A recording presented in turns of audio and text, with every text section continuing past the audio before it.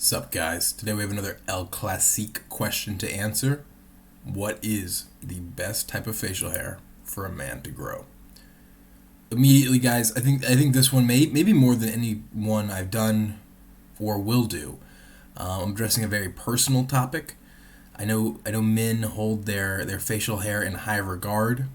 For many men, it is the only thing they can cling to for a replacement for a personality. Also, with it being such a touchy subject, I think it more important than ever to address the obvious bias. I am presenting as a man, and as a man with some facial hair. To clarify, I'm even including non-facial hairs and basically non-facial hairs as included in this list. What I'm not including are things like neck beards, chin straps, and other such styles which have not made the list. They didn't cut it, and I would say I'm sorry, but I'm not. If you weren't beating out the Fu Manchu, or literally just no beard or mustache, you're pretty god awful. But I gotta address what I have, so you guys know my biases. And I'm not a basic man. All these categories have very clear, defined names. So I would think it's better for me to just draw what's going on with me. You know the basic kind of way people look. And most of those basics are pretty true for me as well, honestly. I have, multiple eyes, a nose that, it honestly does a lot for me. But okay, I'm a little distracted there, my bad. So facial hair I got going on, I think a lot of people would say it's a goatee of some variety, either full or just a classic goat. And yet that those people are a little unknowledgeable. It is true that there is a good amount of girth and hair going around in this area. Not to this degree, really at all, honestly. Barely even leaving my face. But there is more to it than that. There is some things here. It's hard to say mustache. If you know anything about human anatomy, you know the philtrum is this kind of little death valley right here. For me, the name holds true because no plants nor hair are growing there. So we kind of got like a little bit of this and a little bit of that. And like one or two of these guys. But nothing here. Not even close to something there, honestly. Now it is just a kind of a byproduct of let me draw some more of, well, really my face would kind of go out to like here ish, and then draw like some ears and such. There is some business on the sides. Now would I say I have a goatee into a beard? No, I wouldn't, because the things I have going on the outside are accidental. And much like a father of a child he didn't want probably wouldn't call himself a dad. He would just call himself a single man when he's out in the town, and he's not going to be addressing that kid's existence. I'm not going to be really. I don't really identify with the existence of what's going on the sides here, because it's just a byproduct of my laziness, really, more than anything else. But if you do just want to know what I do look like, that's a pretty good image, honestly. That's pretty accurate. Let me just clean up.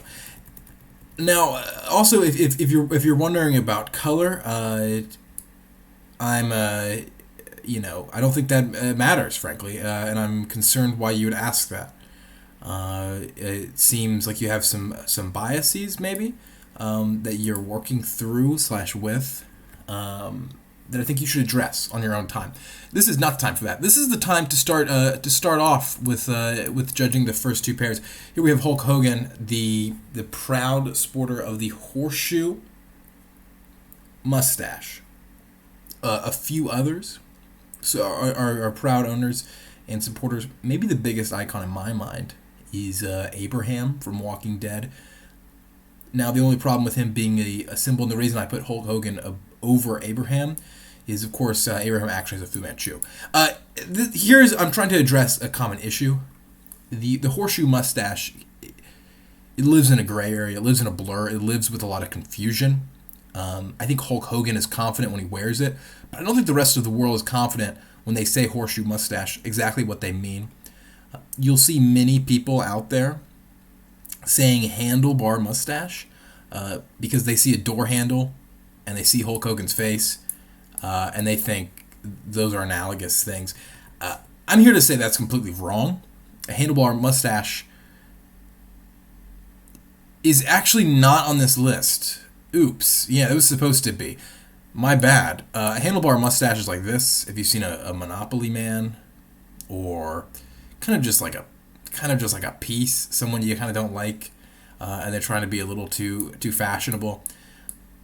Kind of genuinely unfortunate. They were meant to be on the list. I even pulled up a Google image of them and everything. Somehow just didn't copy and paste that over. My bad. But just to spoil it for you guys, it would have been a buy round for whoever they went against. I'm not a respecter of the true handlebar mustache. I am for the misnamed handlebar mustache. I think it displays strength. It displays a lack of fashion sense, which is indicative of a masculine man. Now, it does display a lot of powerful energy, but I don't think it displays a lot of attractiveness. I think it is one of the ugliest members of this list, perhaps. It's one of those things where when you think about it in your head, it kind of seems really cool, and it maybe even painted on like a G.I. Joe or an action figure, you might be a big supporter of it. But I think what happens if you see it in real life, let me draw someone in, that's not, there we go. If you think of someone in real life, I'm drawing like a side view here. Here's their little mouth, here's their little nostril, right? And then here would be where their eye would be. It's often like you if you're like forward, you just see this, and you're like, oh, cool, right? Right, that's a cool dude. If you see from the side though, what happens is you have this, okay, still cool, but then you see the thickness of it when you do the side view, right? And I think that makes a lot of people uncomfortable because it looks really weird. I think it's right to be uncomfortable when you see something like this happening. You don't want that little monster coming over the hill, and it's something that I think men, unfortunately, that they see a Hulk Hogan, they see an Abraham, they see these powerful men, and they don't see them worry about it, so they don't think they will, but then they forget and realize at the same time that they are not that powerful, and they will be concerned about that little monster coming over the hill. So, just without even discussing its opponent, there is going to be some points deducted, from the horseshoe mustache for that, the fact that it looks ugly. Now, let's go to its competitor, because it's not exactly the winner of the beauty fashions show. I don't know what those things are called. They should make a name. All those things with all that pageantry, that kind of stuff. Anyways, it is going against the mutton chops. If you can't see this individual, this man does not own any chin hair at all. It is the anti-goatee.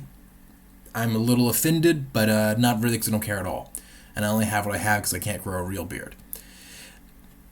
Mutton chops, I know, are kind of joked about. They're kind of memed on. They're kind of razzed, joshed with, continually and endlessly.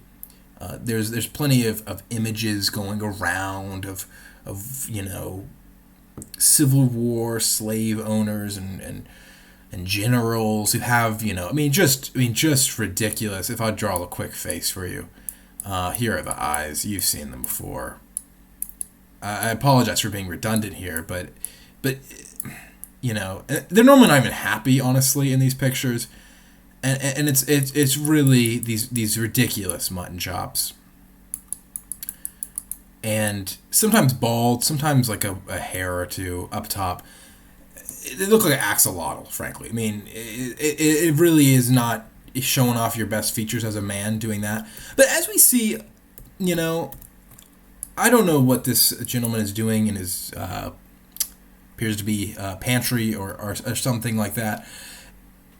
He doesn't look that ridiculous. You know, the word "that" is key in that sentence, but genuinely, I think it is a decent look. If you have the build, I think if you have the build and the rectangular / square facial structure, I think you could genuinely, and the age, you have to be above, I'm gonna say 42. You have to be at least 220 pounds and have a square face, and I think you can actually genuinely pull off mutton chops with mustache. I think it might be one of these sleepers. And that's why I put it on the list, because I think genuinely, catch us 20 years down the line, I feel like we're getting into a new beard phase, right? There was the millennial little hippie Starbucks coffee shop kind of beard there going around like 10 years ago. Then we started respecting more clean-shaven men, and now we have Superman himself is sporting a mustache, and everyone's losing their mind, right? And I think we're just going to get more beardy, more hairy, and a little bit more freaky in our styles coming in the next decade or so. Mark it right now, today. I think we're going to see a lot more of this in the future, and frankly, I actually respect it. It is, of course, very similar to the horseshoe mustache. It's genuinely just a beard added onto that. But I do think that I don't know if it solves completely, but people expect to see some depth, some leaving of the face when they see a beard, right? When a man with a beard turns to the side, you expect it to stick out from his face, where you don't in the same way as a mustache, right? So I think when you see the monster coming over the hill on the mutton chops mustache combo, it's not as jarring as it might be with the Hulk Hogan impersonator. Now, it's hard for me to judge these two, because they honestly give very similar energies. These are for macho men. I mean, I've been kind of dancing around it this whole time, but these are not for the Timothy Chalamets of the world to pull off. Not for e-boys and e-girls out there. This is for who buddy. Like this guy, he's probably a little racist, but he could also beat you in a drunken fight, frankly. Is that who you want to be as a man? Again, I'll leave the opinions for you to decide, and I'll just decide the facts up here on the bracket. Man, it's weird. I think if I'm thinking of cultural impact, it's no doubt the horseshoe wins big time. At least in my generation, in the modern world. Again, maybe take the time machine to the plantation, and maybe everyone's speaking praise of the mutton chops. But these days, it really is a specialty. Maybe you're about to shave your beard, but then you realize Halloween's coming up. Might as well do something funky. Fit this into some kind of costume. It's not something you see very often, frankly. I don't think I've ever in my actual life seen someone unironically sporting a mutton chops and a mustache. It wasn't really even something I considered as a real facial style for human beings until I just Google searched facial hair, and this picture of this man came up, and I said, I like that. I like that very much. And I do like it very much, honestly. It's made me think maybe I should invert the genetics for facial follicles that I have, and grow this instead of what I can grow. Man, oh man. I think I'm going to do something insane. This whole time talking about it, I don't think I can do it I don't think I can do myself the disjustice of not doing the complete disjustice of putting the mutton chops into round 2.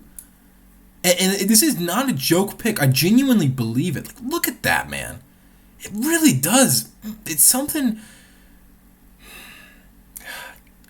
And I like about it. Here's what I often, it's kind of the black shirt effect when you have a full beard. Everybody knows that wearing black is slimming. So when you see someone wear a black shirt, you're like, I bet they actually are a little fatter than they look. So you kind of it makes you look fat. You know what I mean? And I feel like that's what happens with a beard. Because it hides your double chin. Every time I see someone with a beard, I picture them having a double chin. This unveils the curtain. It says, oh, who's fat now? Flexes toned, muscular chin. Wow, not you. I guess I am, because there has to be one of us. Right? I don't even know what I'm talking anymore. It's already gosh darn one, but just in case you needed a couple more reasons, it shows the real confidence. It says I can both grow a beard, but I don't have to. I'm hot either way. All right, next up, very different energies, very different personalities. We have again another little shifty looking guy. I'm not really comfortable with these with the eyes. No, sorry. With the kind of eyes where, what's going on over there? I don't know, man.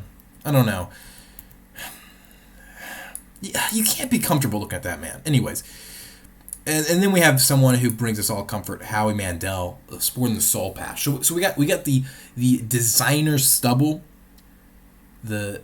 maybe the most common. Clean shaven and stubble are probably the most common. Let's be honest on this list. I don't think most people would even include this as facial hair. So this would be the most common type of true facial hair. Versus one of the most minimalistic, and although minimalism is big, people are living in tiny houses. Not a lot of people are living above a soul patch on their chin. I thought of when I was thinking of soul patches, I thought of Howie Mandel, and I thought of Smash Mouth, only to see that Smash Mouth doesn't even have a soul patch, but they just kind of seem like a human and / band incarnate version of a soul patch, which depending on your political beliefs, again, is a pro or a negative. Okay. I do think that to put it in some gamer lingo, we're dealing with two different kind of guys right here. I would say that designer stubble is a cheat code if you're a man. You look older, you look more mature, you look hot. It does cover up if you have some bad skin, you have some discoloration, some redness, a little bit of fat, a little bit of pudge. It does help cover it up. Right? And so if that's the cheat code, I think the soul patch is the hard mode, honestly, of life. Man, it really doesn't do you any favors. You kind of look like a bit like a genie and a pervert at the same time. That being said, right? That being said, who are you talking to? You're in your office party, come Christmas time, and everyone's celebrating. Everyone's wearing a little ugly sweater. One has like a little bell on it. Haha. One person makes himself look like an elf. Haha. So funny, so creative, right? Oh, really creative sweater pick. Oh, why couldn't you do the same with your facial hair? It's just gosh darn stubble. Then you see some little jokester. It's like a spotlight's on him in the corner. He's talking to the whole room and each individual intimately at the same time, drawing attention, drawing a crowd, regaling people with the most interesting story they've ever heard, using his little mouth supported by the structural integrity of his very defined in solitude soul patch on his face, right? Here's my true opinion. Facial hair, more than actual hair, more than how you dress, more than how you act, is an indicator of who you are, as well as being just something to be observed by eyes. aka something that looks nice or bad. And I think this is a key point, and I think the decision I make right now is going to change the outcome of this whole gosh darn bracket very quickly. Do you judge the man for the facial hair, or do you judge the facial hair for the man? Because I think it's clear to all of us human beings, all of us, aliens abducting the earth for our... What? Anyways, it's clear that stubble looks better in every gosh darn way than a soul patch. But a man wearing a soul patch is better. This man is better than this man. This man is suspicious, shifty, eyes looking asonder yonder. For what? For what do you want that is not me, that is not in front of you? This is Howie Mandel. Can any of us compete with that? I don't think so. Can you honestly say that you are better than anyone you can think of with a soul patch? I don't think you can. They're in a punk rock band. They're the class clown. Their favorite actor is Jack Black. Like, soul patches are great guys with really ugly facial hair. And I know I'm holding you guys in suspense here because you guys you're biting your fingernails. You're sitting at the edge of your seat, wondering, is this going to be what kind of show, what kind of ride we're going to go on today? Are we going to be putting Howie Mandel above a very attractive man because he is Howie Mandel, right? Or we're going to put the attractive man above because his facial hair is better?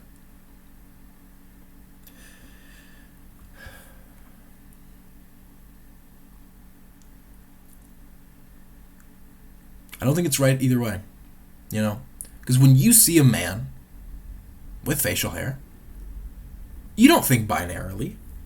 You don't think that facial hair is ugly or his personality is probably great. You think that facial hair is ugly and his personality is probably great. So I think we have to take both into account, which makes this decision a lot more difficult, frankly. You take two clear-cut decisions which are contradictory, put them together, now you got a toughie,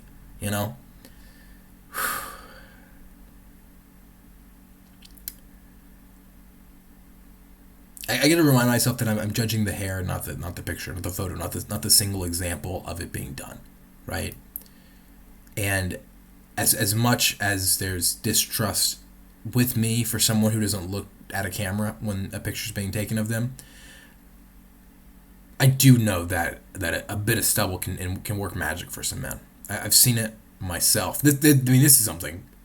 If you want some appreciable advice that you can take into your modern world, it is, man. If you are struggling with the ladies, with the guys, with just like your parents respecting you, grow a little bit of stubble, man. It really will change your life, bro. Overnight. People say, "Oh, I hit the gym." If you're bad on life and you're feeling bad about it, you're like, screw that. That's all this effort. Just do nothing. Just lay in bed and don't shave. The stubble's got to win. Let's move on here. All right. Next up, we have the Duck Dynasty beard, aka just a full. This could be a Santa Claus. This could be just wilding, wolfing it. Many names for it. You're getting the gosh darn idea. This is just letting it wild, showing what a man can do. This is man at his peak form. This is Eddie Hall lifting half a metric ton, right? It's pushing the bounds of what it means to be human. Right? And for that, it gets a lot of respect from me. Just to clarify what it's going up against, this is not just the mustache. I don't have a great name for it because depending on the specific style of the mustache and beard, it has different names.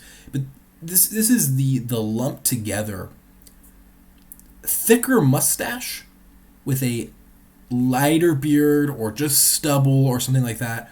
I think you see a lot this style. You also see some of this going on, where if this is a person, if these are the eyes, you know, you see a mustache, and you see kind of a handlebar mustache, like this very like draws your attention in. Ooh, I wax the tips of my mustache, and then just kind of with a beard, just like a stubbly little beard, maybe like a 9 millimeter, maybe longer, maybe 12 millimeter length beard, and here's the agape mouth with the little tongue, and here's the nose. This looks really good to me, and I'm saying these are the same. These are not equal, but I'm saying they're equal for now, just because again, not enough categories. Honestly, might have to bust out a 32 bracket one of these days. We'll see about that. Again, the classic decision that we're going to be talking about all day long. So buckle in, buddies. It is the man versus the facial hair, right? I think this facial hairstyle actually looks great. I genuinely really like it. However, let's do a little psychoanalysis here, right? What kind of man is rocking this style, right? You might want to say, looking at it, oh, a confident, sexy man. Is that the type of man who rocks it? I'm not so sure. I see a man behind that good-looking mustache and beard. I see a man who wanted to pull off a very ambitious mustache and got a little scared, got a little worried, wanted to be the big guy with the showstopper mustache, and said, hey face, I need a little support here. I need a little help. Everyone's gonna make fun of me for having the Monopoly mustache or just having a really defined mustache. If I don't have a beard, because it's going to stand out so gosh darn much, you know. It's the guy who says I don't want anything for Christmas, and then when he gets nothing, he complains, right? He wants the attention. When he gets it, too much. I'm scared. I also think this is becoming a more and more common style in the younger male community. People are saying the likes of C-Bum and people like that, and they want to get big, they want to get in the gym. They've been told their whole life they're ugly, no girls ever like them. They're 5'8", skinny and pale, and they say they're gonna make the difference for themselves. They're gonna go Sigma grind set. They start listening to Andrew Tate. They go in the gym, hoodie up, sleeves off, no pump cover today, boys. We're showing off those delts, buys, and tries, frankly.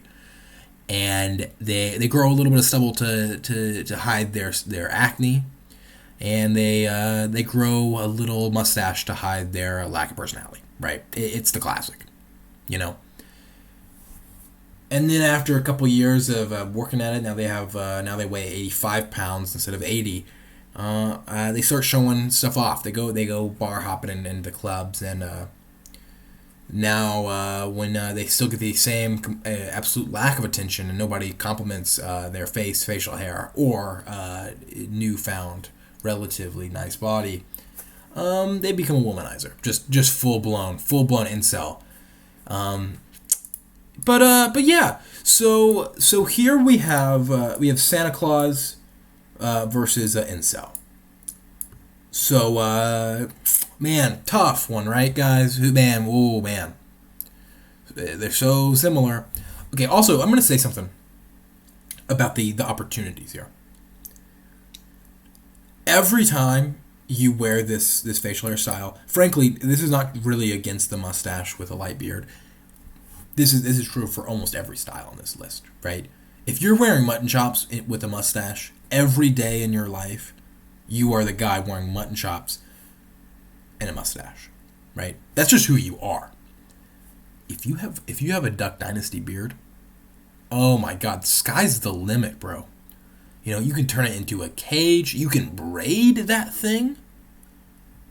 I don't know if you've seen that done. I know you can just braid the middle. I'm a big supporter of, a big proponent of, if you have, what is a long beard, then taking it and braiding it not into a single, right, like you might be tempted to do, but into two, and these kind of have little tufts of hair, and here's like a little band, braid. Yeah, I like this, honestly. Especially, and you have, again, always a very, so thick mustache and everything, right? Happy, right? Yeah. Right, especially if you are wanting to be casted in a new fantasy film, if you suffer from any various of the dwarfism diseases, I think it's a great opportunity for you. I think you could really rock it and really pull it off, but you don't have to. That's the great thing, right? You can do this. This could be Monday. You see those little TikTok trends. What I would wear as a teacher on Monday. This is your Monday, right? Right here. That's your Monday. Okay. Oh. There we go. Yeah, that's your Monday. What's your Tuesday? Get ready, kids, because we're learning science and we're learning physics at the same time. You can gosh darn get a little wax, get a little super glue. No, not even. Just get a little hairspray, honestly, and you can just go straight horns, bro. You can take those same braids, take them out of the braids, so not the completely different braids, not the same braids at all, same hair, and you can do hook 'em horns, right? Show your UT pride, show your whimsical nature. So that's Tuesday, and then Wednesday's a chill day. We all know that. Everybody's chilling on a Wednesday. I've literally never seen a single person work on a Wednesday, frankly. And maybe today's like you really define your mustache just for fun. Again, you have so much hair, you can choose to define whatever you want. And then you just go nice chill Wednesday, right? You work a 3-day week. Anyways, let me just clean up. All right. Okay, so I think maybe you knew it before I even read the names or showed the pictures or started the video, but you know that the full beard is winning. I'm not a respecter of a half and half. I do respect the looks, but again, we're taking into account both, and the man behind the looks is so bad in this case. So bad. All right, the next two. Man. The next two, I think you guys might be looking at the picks we picked so far and feeling lukewarm about all of them. Good luck feeling lukewarm about the next two options. We have the pencil mustache, supported here by Clark Gable, and also many famous, influential, and handsome men of the 1950s, 60s, maybe 70s, right? Versus what I'm just calling here the medium beard, short to medium beard, right? It's past stubble. There's grain to it. Like you could brush this beard and it would change the way it looked, but it's not changing the shape of your face, right? If you are Duck Dynasty, you're not like a cone head. It's not like your face is 4 feet long, right? That's all beard.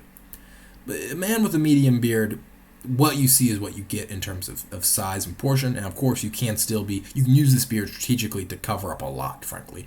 You have just enough length, maybe an inch or two, to cover up, whatever needs covering up, which for you, probably a lot, frankly. So, take notes. This might be your new look.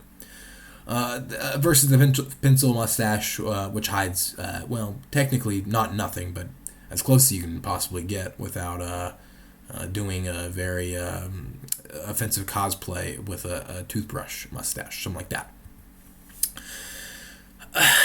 And why I say these are picks that are hard to be feel too bad about is they're I mean, these are some classic icons of handsome men, frankly. The medium length beard is an easy style to pull off. A lot of people fall back onto it. It's for the type of guy who just likes a little bit of stubble, but they're wanting to wolf it a little bit. Maybe they're bulking, right? Maybe they're just a fat guy, and maybe it's winter time. They want to get a little festive without being reminded about just how old they are by letting their graying beard grow too long. And that it is such a go-to for a lot of men because it looks good. It does. It really does look good, and it's hard to complain too much about the man behind the beard in this case scenario. If anything, the man's a little basic, right? But you can get funky with it. Even a medium-length beard, man, what about that beard oil, man? Get that thing oiled up. Lube that thing up. Make it glow. Make it shine. Not too much to look greasy, but so maybe get a paper towel and dab it up a little bit. Maybe you got too much grease on there and you have to clean that thing up. That's okay, man. The whole point is you can try. This is just enough beard that grooming it becomes an actual activity you can partake in, right? You can relate to real men at this stage in your life. And I think for a lot of us out there, that's all we're looking for, right? We're all feeling like imposters with a Y chromosome, and we're just trying to fit in. And by the time you're growing a medium length beard, buddy, you're in the club. Like, you fit in. Like, you're here. You're here to stay. Get confident. Feel good about yourself.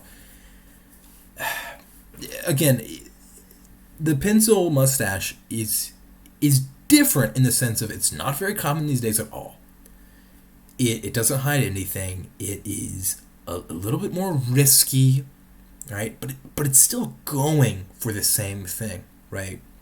This is not the horseshoe mustache. This is not the mutton chops. This is not the manly man truck driver in your face. This is the thinking man. This is not the blacksmith. This is the nobleman requesting his sword from the blacksmith. This is wow.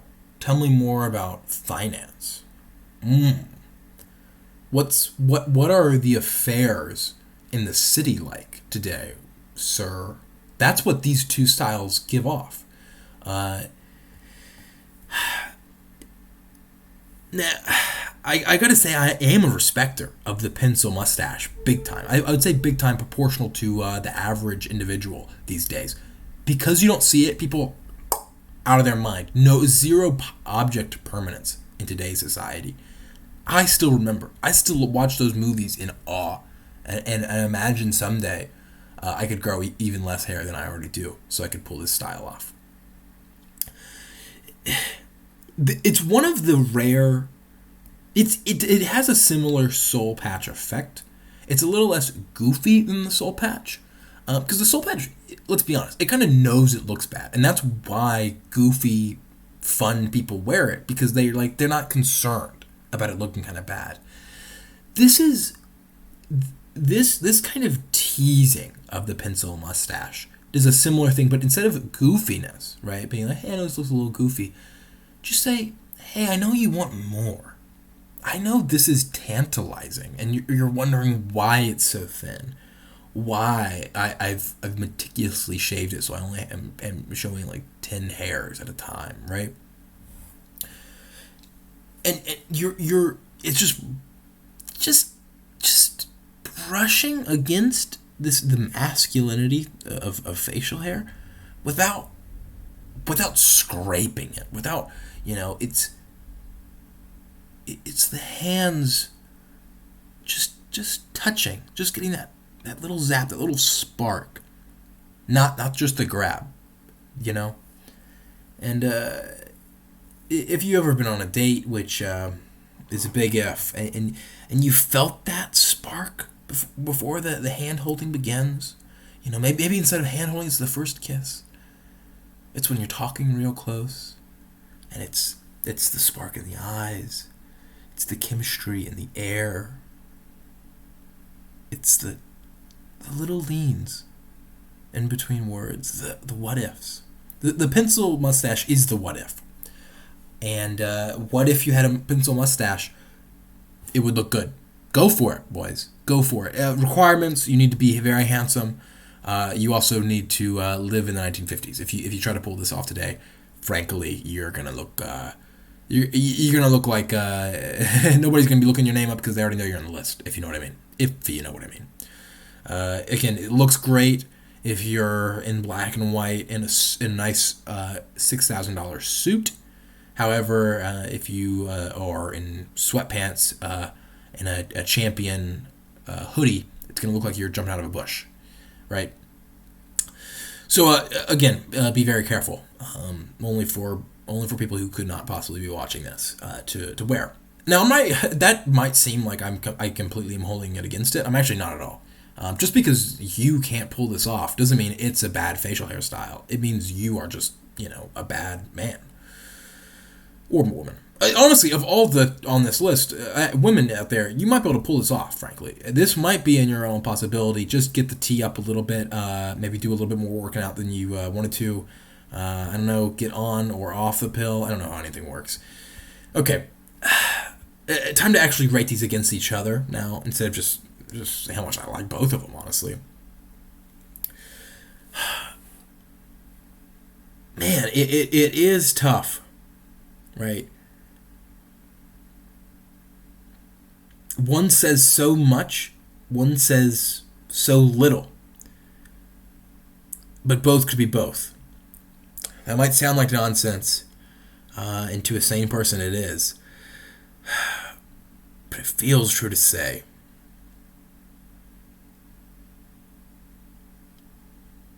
Man, it also feels true.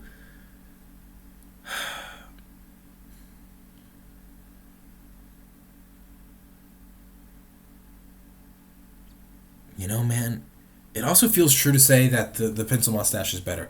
A crazy pick. I hear you at home. I hear you at home saying, no, what? You're crazy. You're crazy. You're crazy. And I know, right? But also, know this. Know that if you're going for any of these facial hair styles, that means you're not going for the others. And that's why the medium length beard loses. If you want the pencil mustache and you get that look, nothing else on this list is even coming close to that in terms of the energy it's giving and what it's saying. And if you're able to pull that off, man, is it working for you, right? But the medium length beard, it's medium, right? You're on the selection screen, you're creating your character, and you chose a middle slider. Come on, man. It's not bad. Again, that's what the middle slider is, though. It's never going to be a bad choice, but it's never going to be a great choice. And I would rather put pencil mustache a little higher and give you the hope to try it, right, and have it work for you, than just confirm the guy sitting at home with medium length beard saying, "Oh yeah, isn't it so good?" that I am too scared to make a real decision, to take any real risk. Anyways. All right. Next up, we have the beautiful, magnificent Tom Selleck sporting the lampshade mustache. This is a classic look as well. Again, I wouldn't say this is the classic mustache, but this is I think that comes a little bit later on this list. But this is a classic man's mustache. This is a Ron Swanson, if you will, to bring it into a more approachable a figurehead for this generation, frankly. The lampshade is this is for the. When I was describing who you needed to be to pull off mutton chops and the horseshoe, right? This is okay. You're 10 years younger and 30 pounds lighter, right? But you're still that same masculine man. You're on the way, right? This is when you're still on the prowl with the lampshade. I mean, very much so. Frankly, you don't have to be. You could just be. Oh man, I don't even know what these are called, but you ever seen like the ocean floor and there's just like a little like thing here, and then you're like a fish, right, with an eye, and you're swimming, and you're like, doop doop doop doop, you know, and you're just like, doop, doop, doop, doop, doop. And then you touch this, you're like, hello, what's this thing? And then it's like, oh no, like all the sand goes everywhere, and then like, boom, it you're gone, right? I don't actually know, like, you have some that it's like a little, instead of this little stick, that becomes like a body of like an eel with with like a head and a mouth. Like, this is the mouth, that's the head, this is the eye. It's upside down. This is like it would be where its hair would be. This is where like its goatee would be. And this is where its teeth would be. And then sometimes instead of that, it's like a hand. You're like, oh, boop, boop, boop, boop. And then it grabs the fish and pulls it in.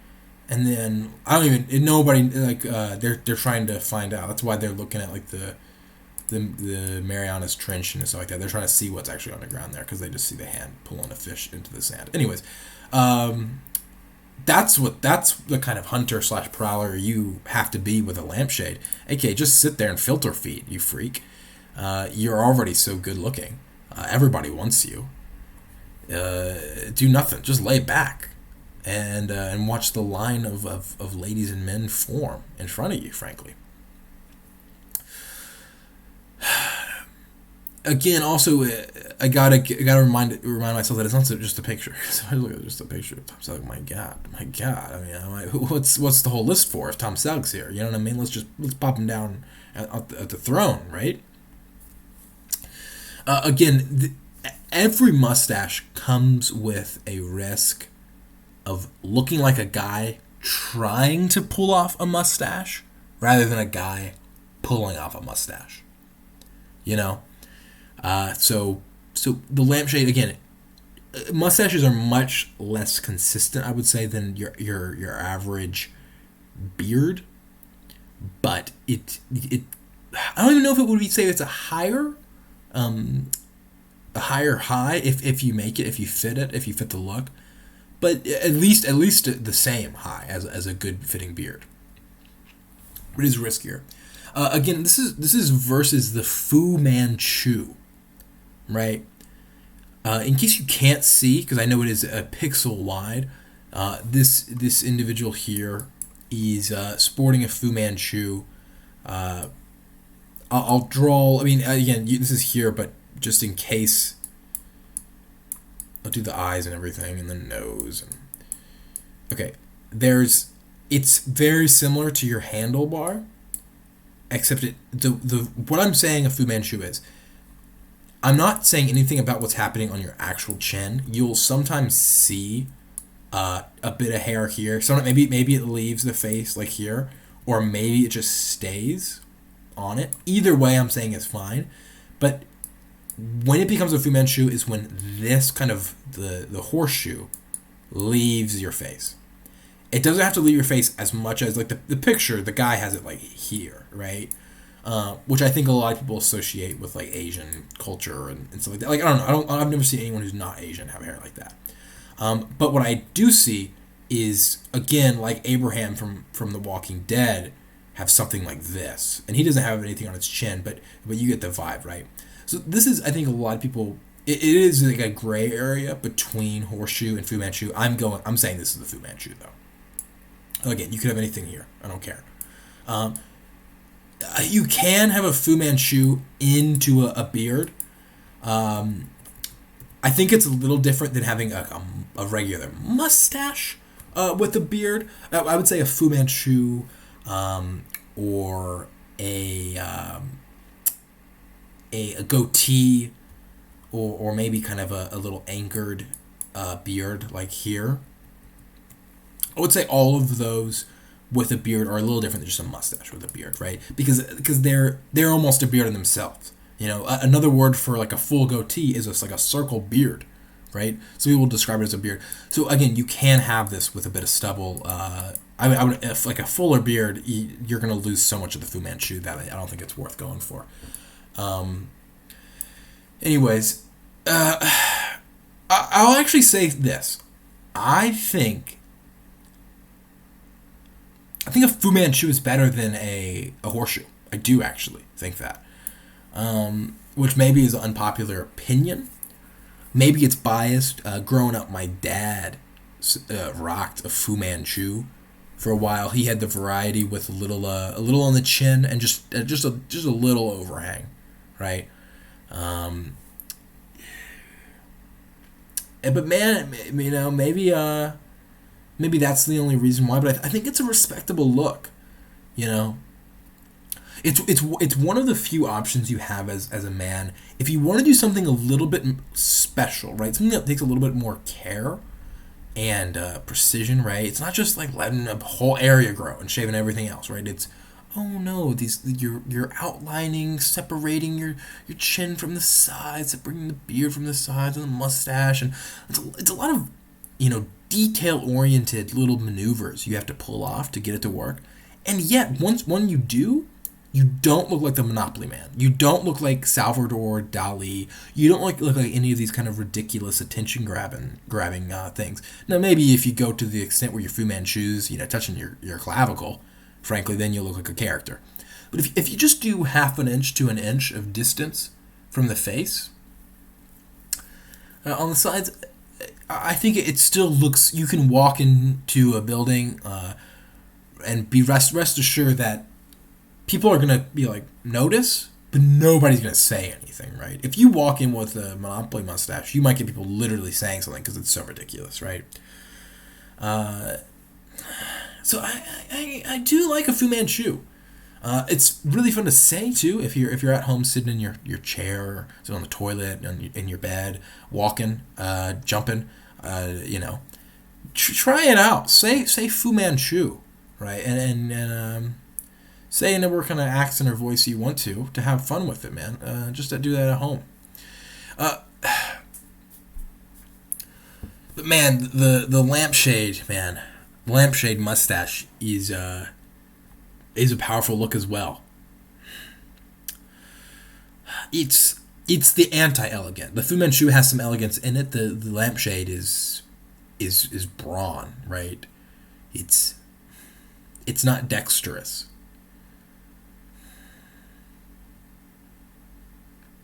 Make every word you say just a little bit thicker, right? A little bit heavier. Fu Manchu, it's like you have some wisdom in every word you say. People will heed what you say. If you have a lampshade, people will hear what you say. Whew, I mean, that's a tough choice. I mean, I wish I could have both, but good luck pulling that off is all I'll say.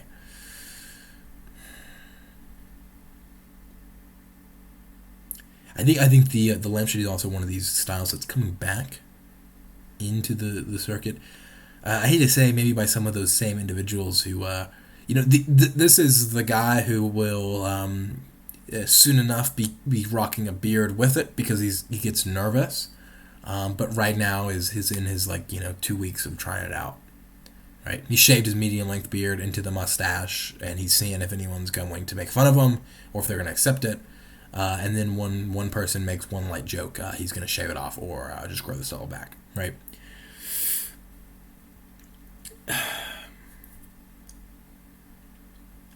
So again, it's tough. I think the average Fu Manchu lover, enjoyer, sporter, average is better, is a better man than the average lampshade, pure cure. However, I think the outliers. I think peak lampshade. I mean, it's Tom Selleck, right? Peak lampshade is real close to peak man. Genuinely, I do believe that. And I know with the pencil mustache, I said I went peak over consistency. However, I'm nothing but a walking contradiction, and I don't know if I can do the same thing right here.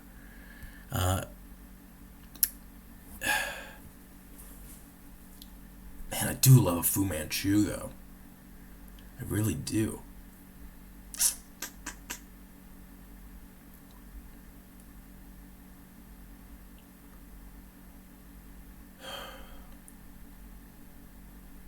You know, I think of Fu Manchu.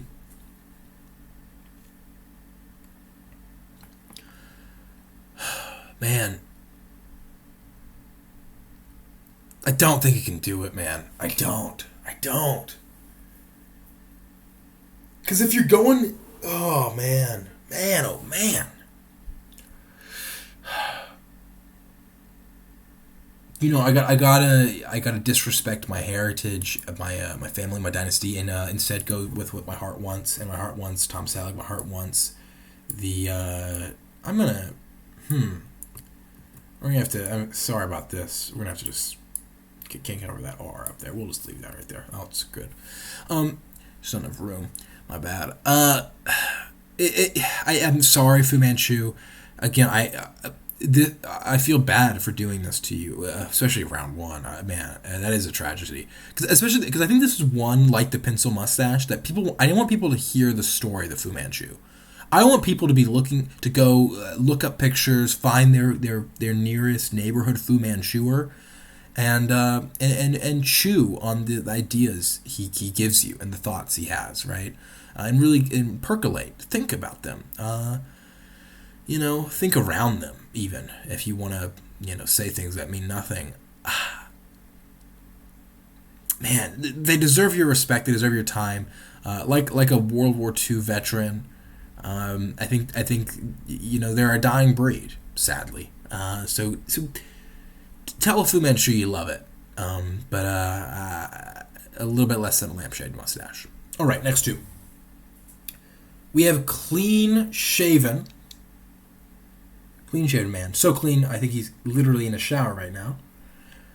Versus the classic goat tee, right? Classic goatee is a no mustache goatee. I know a lot of people say goatee with a mustache, and that's what in their head is the classic, is the standard. But for the purposes of this bracket, for this experience that we're both sharing right now, a classic goatee is one with no mustache, maybe a very light mustache. But again, I mean, you can see the image right here. You can see there is a bit of coloration on the upper lip. I'm seeing if I enhance my eyes, but no more than the side of his face, right?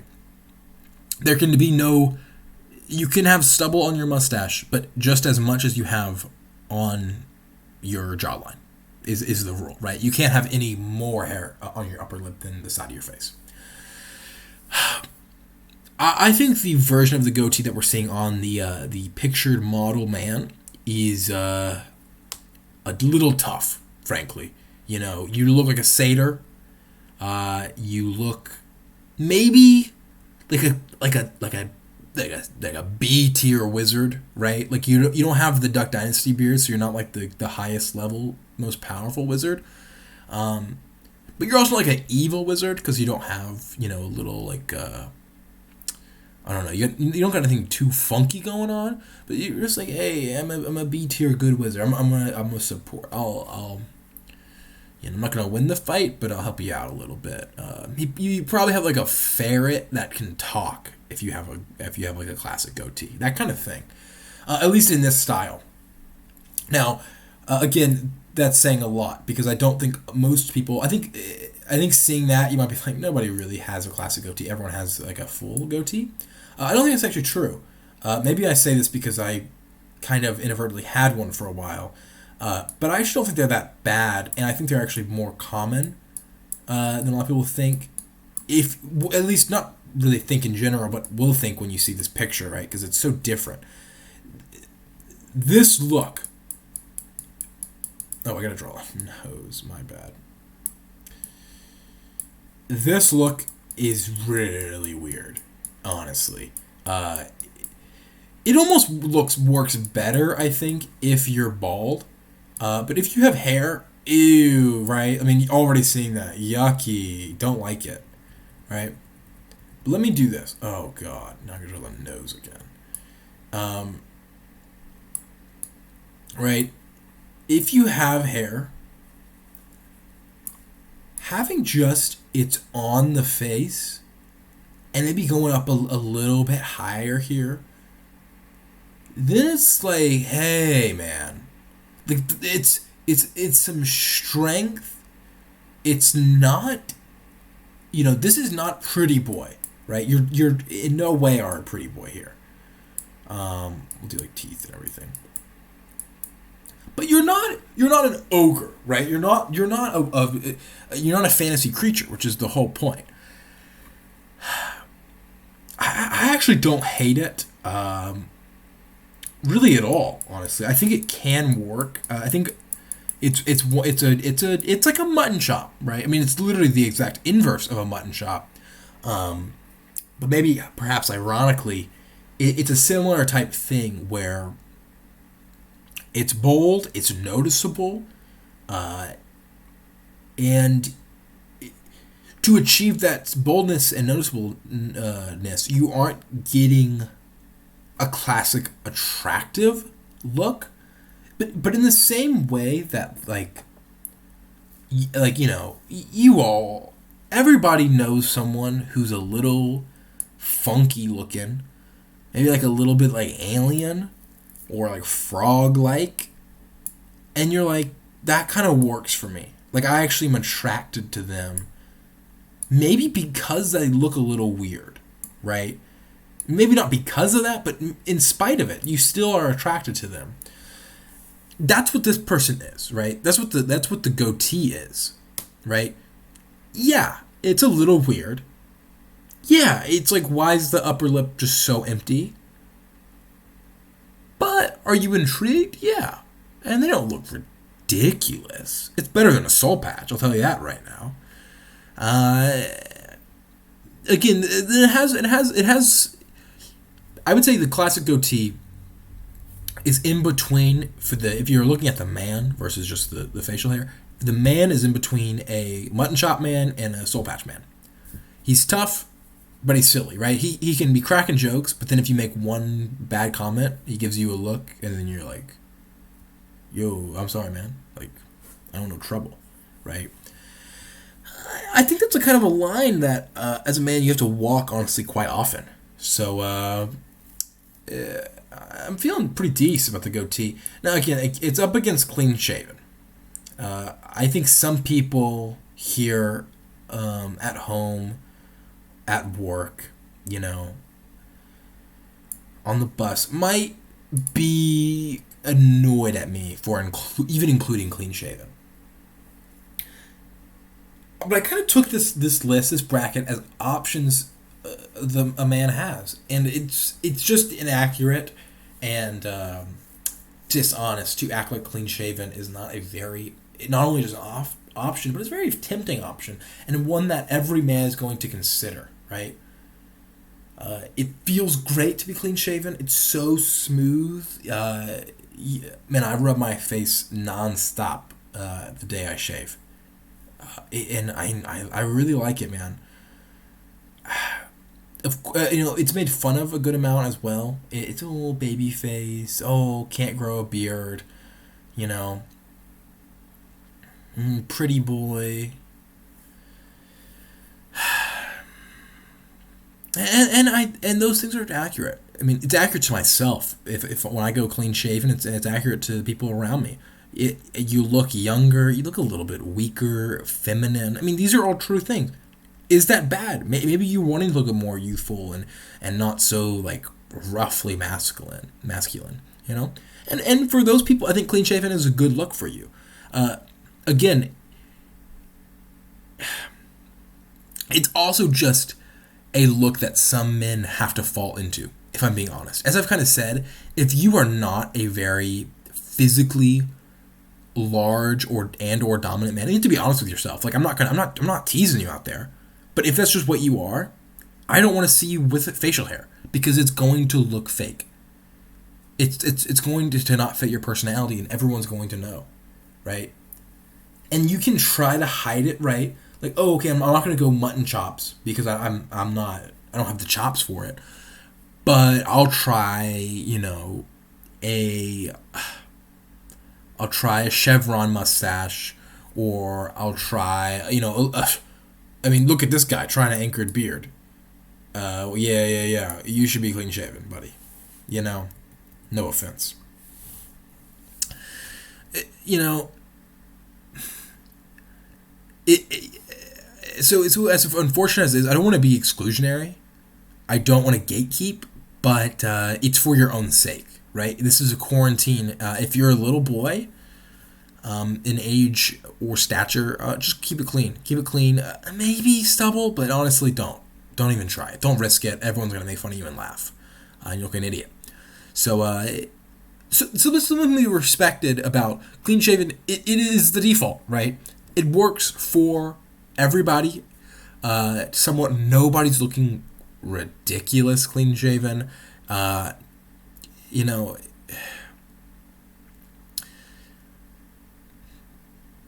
and it is a timeless look, undoubtedly, right?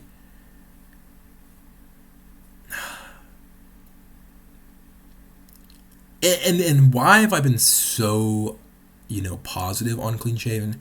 Is because in my heart of hearts I hate it. Like, to my core, I really dislike it, and it makes me mad because it is it does feel like you're choosing to make no choice. But I have to remind myself, right? And it's also like it's choosing to.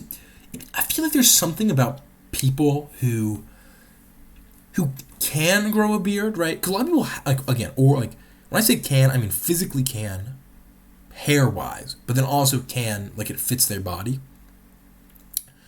They can grow a beard or mustache and choose to go clean shaven. It feels like a bit of a class issue. It's, your little white collar job can't have a rough, dirty beard. Oh, little rich boys is too high and mighty for us scruffy scum. And I don't think I'm talking like a crazy person right now. I think you guys know what I'm saying. I think you guys agree that the clean-shaven guys can often be a little, you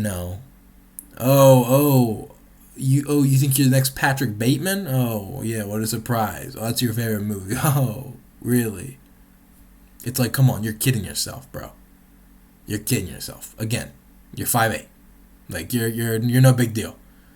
You make $5K less than the median salary. All right, you're not rich. You're not balling. You have a business degree. Okay, buddy, like, settle down. That being said, again, I have to remind myself that every clean-shaven man is not that man, right? And for the clean-shaven guys who just honestly have attempted and tried things, and they just know, hey, for me, clean-shaven is just my best look. And it's what works for me. It works for my daily routine. I like shaving in the morning. It's ritualistic.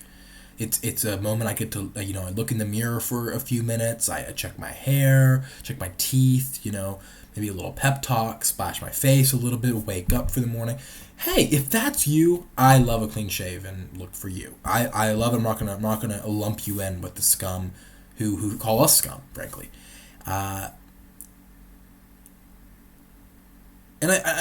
today I'm going to treat clean shaven in the most positive light. I think this can be this might be bad for the bracket as a whole, but I think it'll be good for me to kind of to resolve some of the issues I have with clean shaven folks, by separating those people and those emotions that those people make me feel versus the hairstyle, the facial hairstyle. And there's nothing wrong with it, honestly. And if we're being honest with ourselves, there is a lot wrong with the classic goatee. So as much as I have in the past, and debatably am today, still kind of wearing one, it's not moving on. Clean shaven, you are winning this round. All right. Next to we have a classic Now this I think, although not the classic goatee, it is the full goatee, as we are calling it for this video. It is more classic than the classic, right? It's new Coke if it actually worked. Maybe the worst analogy possible, but too bad. It's the first one I could think of. Here we have Walter White. Man, Walter White genuinely is the perfect embodiment of the full goatee. Why? Why is that? Because Walter White fits the goatee as a kingpin, as a chemistry teacher, and as a father, and as a husband.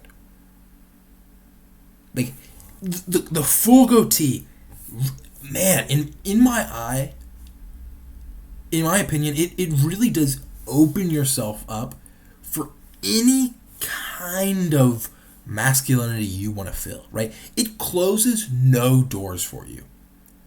And it opens a lot, frankly. Now, I'm not saying it does each of those options to the best of its ability, right? It's not as just overtly masculine and like in your face, gruff and tough as a mutton chops or something like that. It's not, right? It's kind of on the lampshade mustache level for masculinity in terms of the brute force kind of thing. It's also not as masculine, and maybe I think some people see like a mutton chops or a horseshoe as not truly masculine because it seems like, okay, buddy, yeah, oh, I'm sure, yeah, you're a fighter for sure, man. You're gruff and tough because you drive a truck all day. That really works your muscles, you know. But those same people might also respect like a full beard, or maybe not a completely full beard like a Duck Dynasty beard, but just a longer beard. And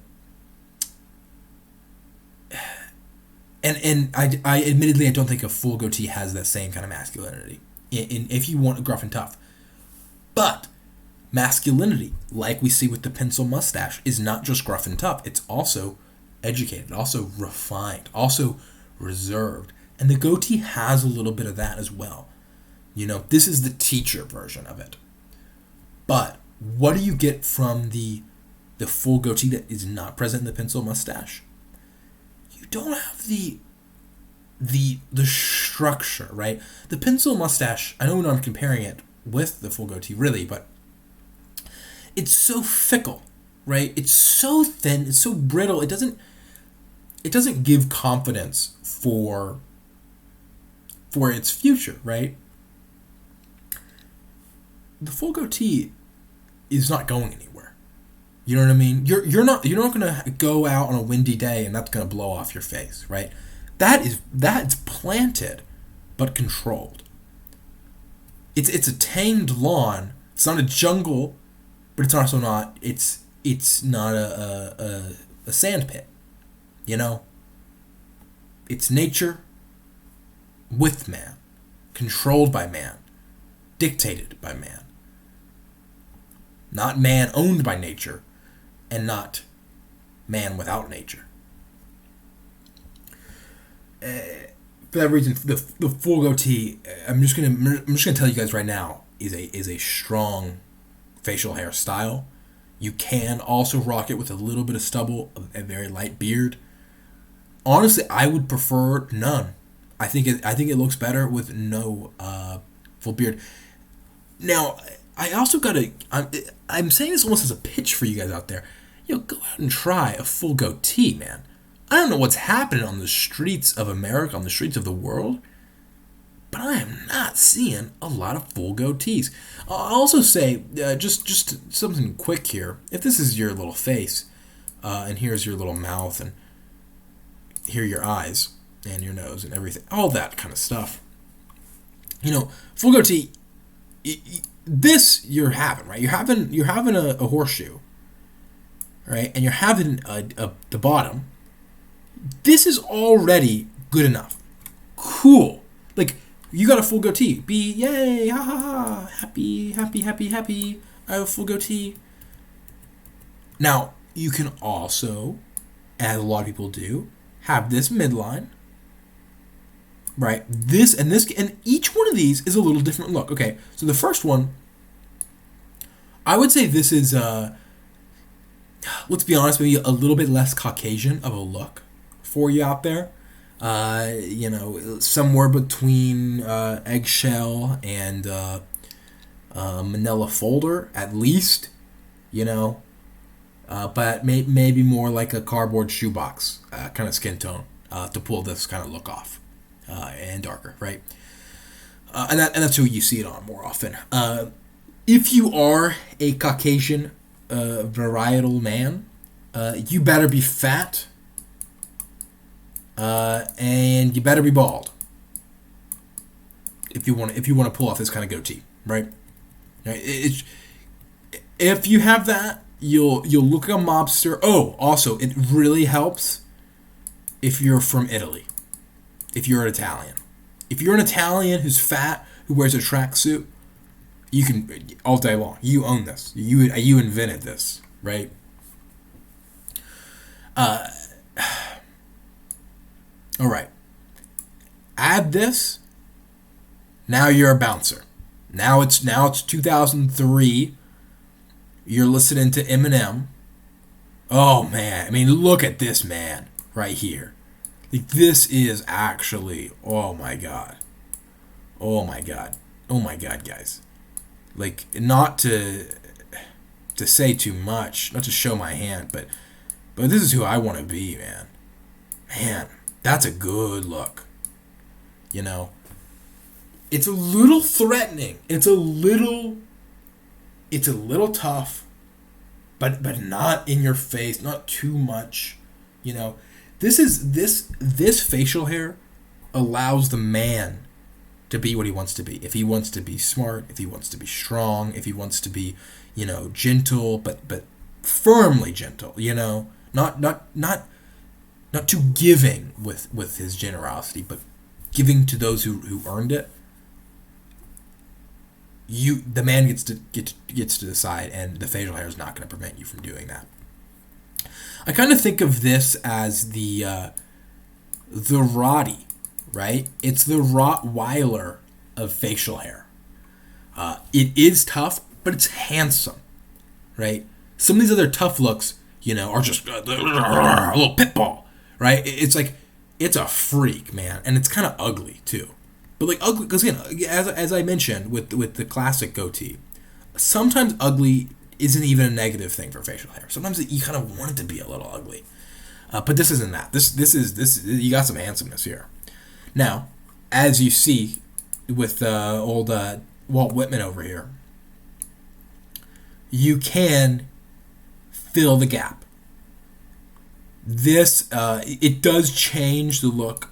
Often when you fill the gap, maybe the mustache will come out just a little bit more. It's a bit different of a look. I would say this is for the older man. I think if you're a little bit younger, I would say have it be either the nothing here on like the kind of, I would say, front of the chin as opposed to the bottom of the chin. Either have this or have just like the triangle in the middle, right? I mean, that looks completely god awful with the circles cut out of it, but you know what I'm talking about, right? The one I just drew. But if you're a little bit older, I think this is the best pick for you. It's not too cute with the way you're shaving it, right? I mean, you're genuinely just shaving, boom, side, you're done, right? And I think the older you are, the more kind of cute you're getting with your the specificity of your facial hair, the sadder it gets. It's like, man, I don't want to. I look at you and I think I don't want to be worrying about that when I'm that old. You know what I mean? If you're living off your retirement money, you should not be detailing your face with that much specificity and that much care. Frankly, you shouldn't be really caring about anything. Pop on a Hawaiian shirt, like or murder someone in the Salamanca family, right? Do that. Don't be doing too much with your facial hair there. But either way, I'm including all of these styles in this one, and I'm also going to include all of them when I say I'm a big supporter. I think they're all great. Now, moving on. to what it's actually being compared to. I'll be honest, I'm stalling a bit. Kind of forget what this one's called. It's kind of just a long beard. I looked it up, man. It's named after someone named Giuseppe, which that stuck out to. I don't think this is spelled right. Maybe it is, honestly. If that is, wow. But it was like Giuseppe, like at Ghirardelli. Like, it's not Ghirardelli. That's like a chocolate brand. Shows where my mind is. Those are those little chocolates with like a, I don't know, it's like an eagle on it. You know. Yeah. It looks like its feet. That's gonna be its beak. That's its body. That's the beak. Oh yeah. Okay, yeah, that's the eagle. Okay, yeah. So that's a chocolate. So we'll call this the Ghirardelli. Oh, that's tough. Let me just clean up a little bit here. I hope we have enough backs. Oh, what luck, guys! What luck! Oh, wow. Okay. So we have the Ghirardelli style here. Now, why this is a little different than just the long beard is it's the square nature of it. As you see on this gentleman, it's not halfway to this, right? So there's no true just long, like medium long beard, right? So if you're this guy, okay, your eyes are right here. Sorry, I have to draw this so often, but you guys keep forgetting what people look like. And your nose is right there. This is not like, oh, draw a line of same length from every point on your chin. And then, like, that's your beard, right? And you have a mustache, too, right?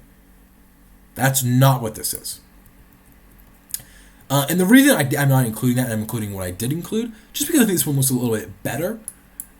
This one is maybe there's a little bit of peakage at the chin, but only slightly, right? I mean, it's mainly a level bottom that kind of rounds out here to complete the look. You know, that's your little smiley face, right? I think it is. It's undoubtedly a stronger look than just the long beard, right? I think anytime you're coming to too much of a point here, you're losing a little bit of like raw masculine. I mean, these literally look like a pair of panties right now. I mean, that's not the most masculine look for you. Where here, it's like those are some boxer shorts, you know. And that's something that the Ghirardelli does for you, right? It really contours your face into a pair of boxer shorts. Men's boxer shorts, though, right? And that's there's worse things for your face to look like, I think. So I'm told. This is the if Duck Dynasty is the crazed hermit, the Ghirardelli beard is the woodland hunk. You know. He's coming out. I feel like every gosh darn episode, every one of these, there's some reference to lumberjacking. I mean, it's a great profession. Lumber's a super useful resource, so I'm told. And we need strong men with Ghirardelli beards to chop them trees down and not replant them, ideally. So, honestly, I don't think it's a problem if I keep referencing it. Frankly. I also don't think it's a problem at all if you're rocking a Ghirardelli beard. I mean, my God, this is the most youthful yet testosterone displaying beard you can have. Honestly, it doesn't look. You know, if you see a young guy with a crazy big beard, like just in Duck Dynasty. I mean, people on Duck Dynasty, sometimes fit those categories. It's a little sad. They let themselves go, right? An older man, it's kind of cool, A younger guy, it's don't embrace it that quick. Keep trying for now. Keep trying to find someone who'll like you, who tolerate that look of yours. but so the Ghirardelli at all, and something about the squaring it off more so than just the point that comes naturally if you just let it grow out. Also, I think helps with that because it shows, hey, I'm not only is it a controlled length, it's also a controlled shape, right? So again, similar to the full goatee, which again it's being compared to, it shows masculinity, but it shows discipline, it shows control. And in that, I think there is some youthfulness, which I think is valuable in a beard, right? Especially such a thick and powerful one as the Ghirardelli. Just a reminder, I do not believe Ghirardelli is even close to what these things are actually called, so I do apologize for that.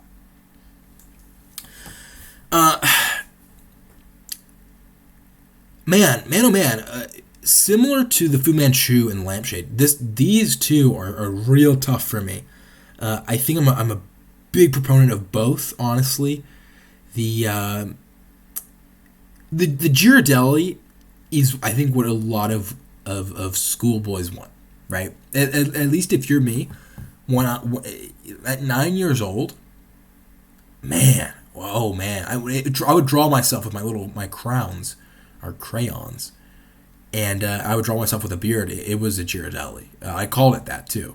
It was very knowledgeable but forgetful youth. And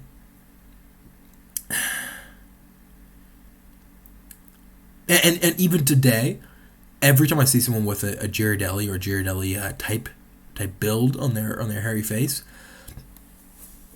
I part of me still wants it. Part of me still looks at it in awe. Because it is awe-inspiring, right? And I mean that it truly is an awesome beard, in the honest sense of, I once had a teacher, maybe this is a story of Texas not taking seriously enough the separation of church and state, but an English teacher was complaining about kids using the word awesome. And she was saying that striking awe in someone doesn't really happen when you do like a kickflip with your skateboard after class. But her example, something that would be awesome, was seeing an angel in real life. She says that's an awesome experience. I don't know if she's talking from experience when she says that. But she said because it would be really beautiful and a little scary, which also made me question some things. But anyways, that, I mean, I'll be honest, that teacher, I didn't really pay attention to, her poetry unit, but to that little comment, that really stuck with me, and it made me go on a whole long and arduous journey through religious discovery, revival, and death. Reincarnation, of course, following that, to bring you to where I am today. To also bring you back to the actual conversation we're having, I think the Ghirardelli is an awesome beard because it is beautiful, but it's a little scary. It's a little, whoa, my God, right? If you see a man from behind, excuse me, sir, do you have some of the directions? Boom! You get like knocked out because he whips that around so fast, and you're standing about 3 inches from the back of his neck, because you're walking behind him normally. And when that thing comes around, you're not expecting that protrusion from a man so young. And man, when it hits your face, man, you feel it. It has some weight behind it. It's no joke. Man,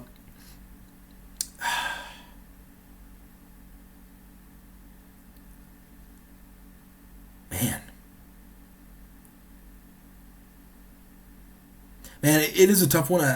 I'll say again that I think the Ghirardelli is like it's very different than the pencil mustache, but it's like it in the sense that not many men can pull it off. Also, both because many men can't grow it. I think especially if you grow a beard, even this man in this picture, honestly, he's a handsome man, but I would say the cheek line is a little soft, is a little weak. You really need a beard that grows up until your cheek a little bit, so you can have a hard, thick line. You don't want it to be a long chin strap. If you have a long chin strap, you're screwed. Honestly, God, that's a tough look. And for that reason, I think the full goatee has that versatility. It can fit men in many stages of their life, many personalities, and even when it's trying to fit the same role as the Ghirardelli, it honestly does a pretty similar job. It's a lot easier to maintain and easier to achieve and easier to pivot to and grow into because it's not so long and tough. So for that reason, the full goatee is moving on. All right there. All right. The next two styles are the chevron mustache, here sported by none other than Inigo Montoya from The Princess Bride, of course. Now, I don't actually think Inigo Montoya's chevron is like the most classic look for a chevron, but it's pretty good. And when I thought of this mustache, like I genuinely just thought, who has the most mustachy mustache? And I thought of Inigo Montoya, and I made him fit for this. It's a little if you can't if it's hard for you to articulate why this is different than the lampshade. So calling the chevron the classic mustache, right?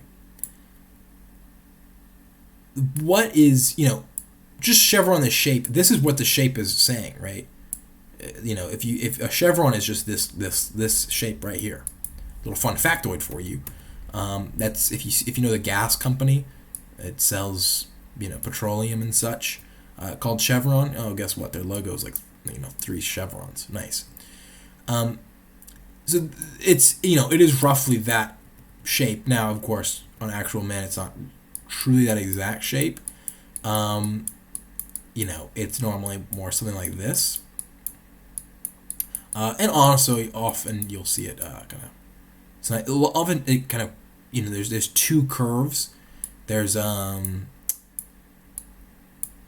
there's 2 points of that math term, bro. You know what I'm talking about, bro. It's like the you have like the slope, and then you have like the derivative of the slope, and then you have like the derivative of the derivative. It's like that, man. That's the point you got. You got 2 of those boys on each side. So sometimes you have it changes, curves up here, and then it curves down a little bit. So the difference between this and a lampshade mustache is drawing the eyes real quick, and the nose. The lampshade, a big factor of it is it's growing all the way to the nose, right? So that's where it gets its thickness from. That's why. When you see Ron Swanson, you might be like, I've seen a lot of them with mustaches, but why does this one look so special? It's because most men do not have it so thick. Also, to accentuate the thickness of the lampshade, is it also cuts off at the lips, where the chevron, you can see here, Tom Selleck's is not, again, people don't actually fit into a perfect, box when it comes to facial hair. So his lampshade actually comes a little bit past his lips, but not significantly.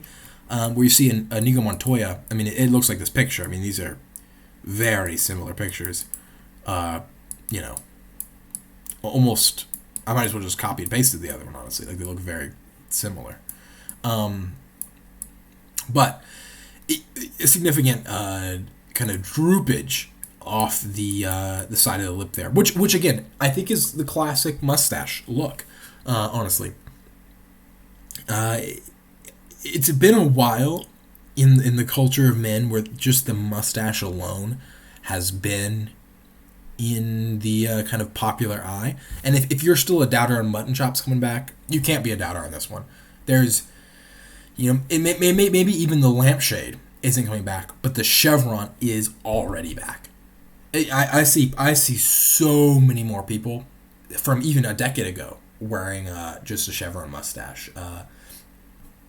I'm here for it, man. I really do like the look. I think it is. It's the OG mustache for a reason, right? It's the medium length beard. It's not too difficult to grow. It's not it's not too difficult to make work with your face either. I think of all the mustaches on this list, at least, the chevron's the easiest to pull off. And luckily, because it is, not like the pencil mustache or even the lampshade, which you don't see very often, it doesn't stand out as much. So even if it doesn't fit you perfectly, nobody's going to really notice, because it's just not that noticed as a mustache. Which I think is good, because mustaches often are over noticed, I think, which hurts them, right?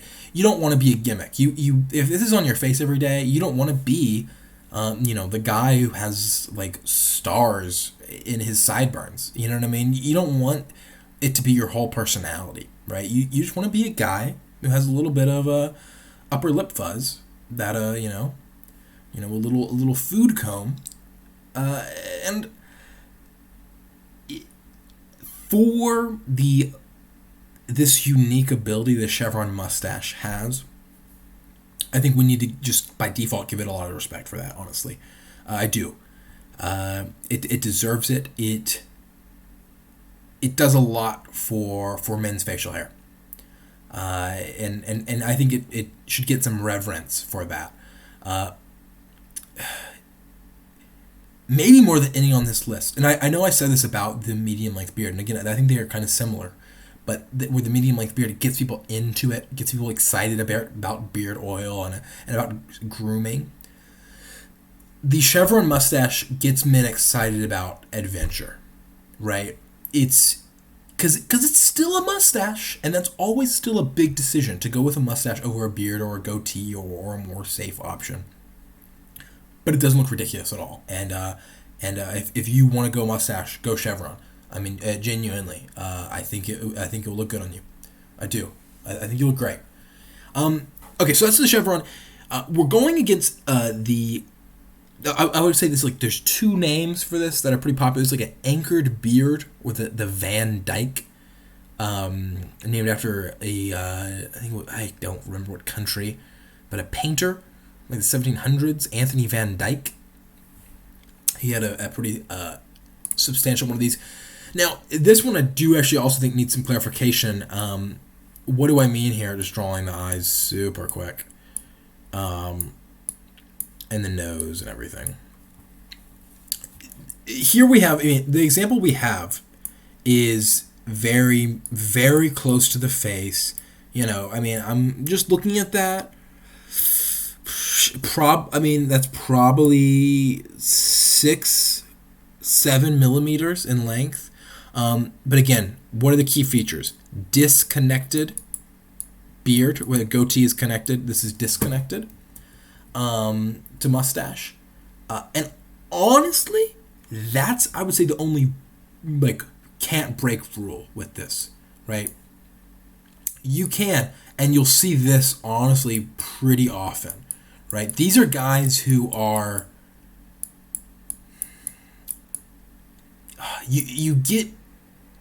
these are guys who were not very popular growing up. You'll get stuff like this. Sometimes they are actively they're embracing being a social outcast. Their shirt is of a woman from I'm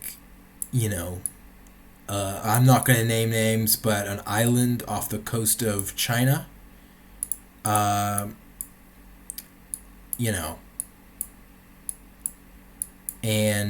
those are little arms, and they are. This image is a little bad because it appears that the person is, again, I've drawn a very normal looking person, normal shaped. Add 300 lbs roughly. So that's one version of this, or well, okay, that's still actually add 300 lbs of muscle, exclamation point, right? And none of that. That has Arnold. I'll just draw like a big old bicep. Big old. That's the hand. That was like the fingers. Anyways, the bicep should be much bigger. There we go. But anyways, that's what you'll have instead on the shirt because but their brain, like here's their wrinkly little brain, is the same, bro. These people, it had when they were like an infant. Here's an infant like that. They're in like a blanket. They're swaddled up. They were equal as well. This is the exact same person, but they changed their life around. Because if you were a social outcast, right? If you were bullied because you were sitting at like the DSI table at lunch and not talking to anybody, and you were like, so far from like the cool table, you have two options: embrace it, or like be the exception to the rule, Excuse me, right? But for some reason, no matter what route you take there, you somehow return and come back to the exact same hairstyle on your face, and that is the Van Dyke. Now, so this is one way to wear it. But again, there's many ways to wear the Van Dyke. This is the kind of more in your face. So whether it's like, hey, look at me, I made it, or look at me, I don't care that I didn't make it. The Van Dyke can do that for you. Or, let me just, again, sorry, I have to clean up a little bit here. Or you can say like, oh, I keep it real clean, real cool. Excuse me. I forget there. I don't know anything about soccer. You can tell by what I call it. But there's, this is super clean. You'll see like famous soccer players and like very just like attractive men. Well, like, maybe you'll see like I'm not saying this is a very attractive man, but debatably, like you'll see like Robert Downey Jr. Right? Those kind of types will have something like this where this is real light. But again, as I kind of say, you can do with the goatee is if you have this shape on the bottom here, if this was connected.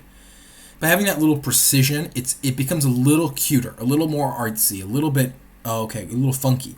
The Van Dyke is very funky, right? And so if you're a Robert Downey Jr. or, you're like a kind of a cool, hip soccer player, then that's perfect for you, right? However, if you're this guy, like if you are this exact man, go clean shaven. Like you're not kidding anybody, Sorry, not sorry. But okay, but that's, again, just because that man's unfortunate choice doesn't affect the actual hairstyle, which I actually think is a good one, honestly. I think the Van Dyke works for a lot of people, and is it's a cool guy little look, and because it's a cool guy look, a lot of uncool guys wear it. But fedoras used to be cool, until they weren't, right? And I think for now, the Van Dyke is still cool despite a lot of people appropriating it. So I think we have a few more years. I think we have like 7.5 years until the Van Dyke goes completely uncool again, because so many people started wearing it, and then it'll be about 12 years until those people realize that it's uncool, and they try to latch on to whatever is cool, in 19.5 years, right? So for now, I'm a supporter, and just because I think it has this is not a stock bracket. Well, what I think is going to do great in the next fiscal quarter, right? So who cares if the Van Dyke is going downhill? Right now, it's pretty high up, bro. It's on a nice little peak. Versus something that might be the most plateaued and kind of steadfast little upper lip companion, the chevron mustache, of course.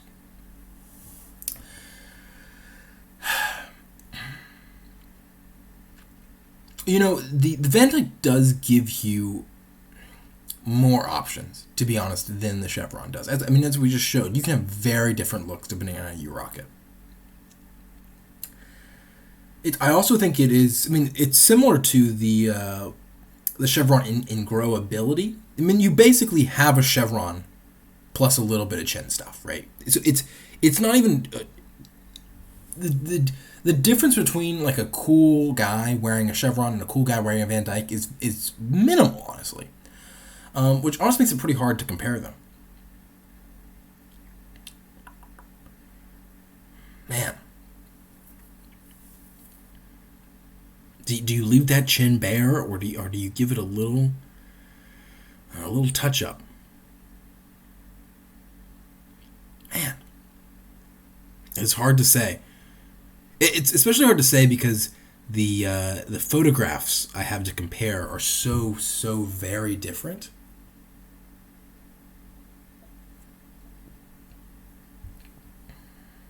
You know, how could I put this guy? This little piece. I mean, this guy. I mean, just so ugly. It's the fact that I'm even comparing him to Inigo Montoya is pretty tough. For me, honestly, I feel like, where did I go wrong?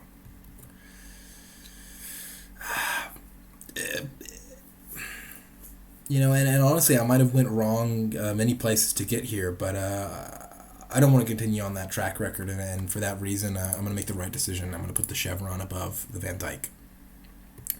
I actually don't do it with joy. Man, I feel bad. I feel like a lot of...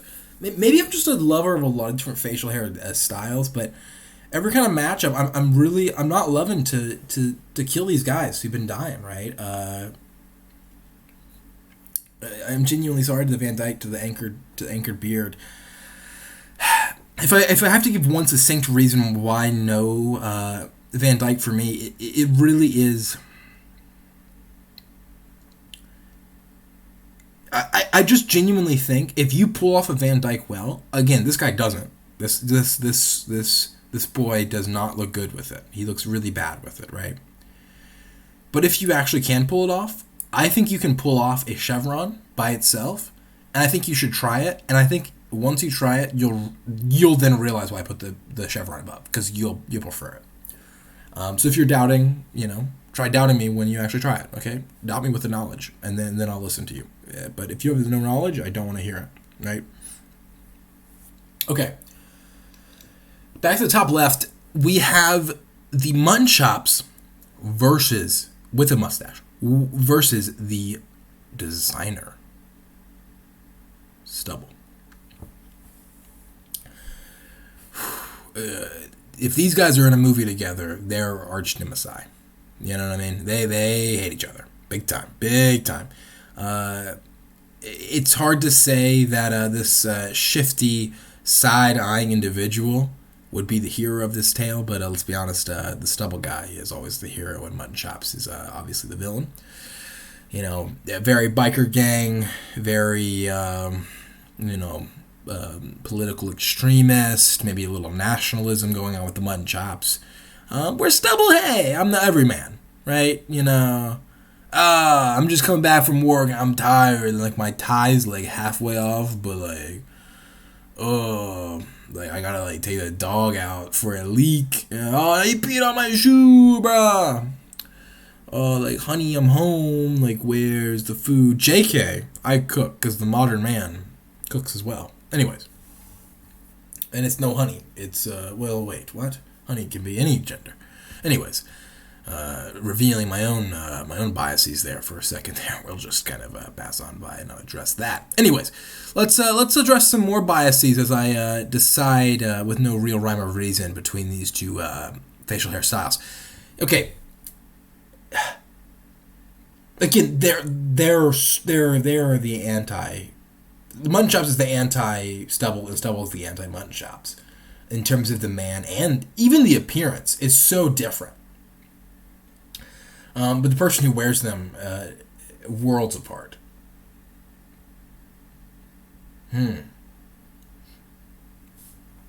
Again, maybe talking through the movie bit and really thinking about the kind of biker gang freaks who in reality pull off a mutton chops. I think in my heart of hearts, I want to think it's the good guy, right? I do. I want to think it's like a nice, tough guy who defends, what's right. But maybe if you need that much defense, you should wonder why everyone's trying to attack you. You know what I mean? And maybe the mutton chop wearer is not the kind of nice guy I hope he to be. You know?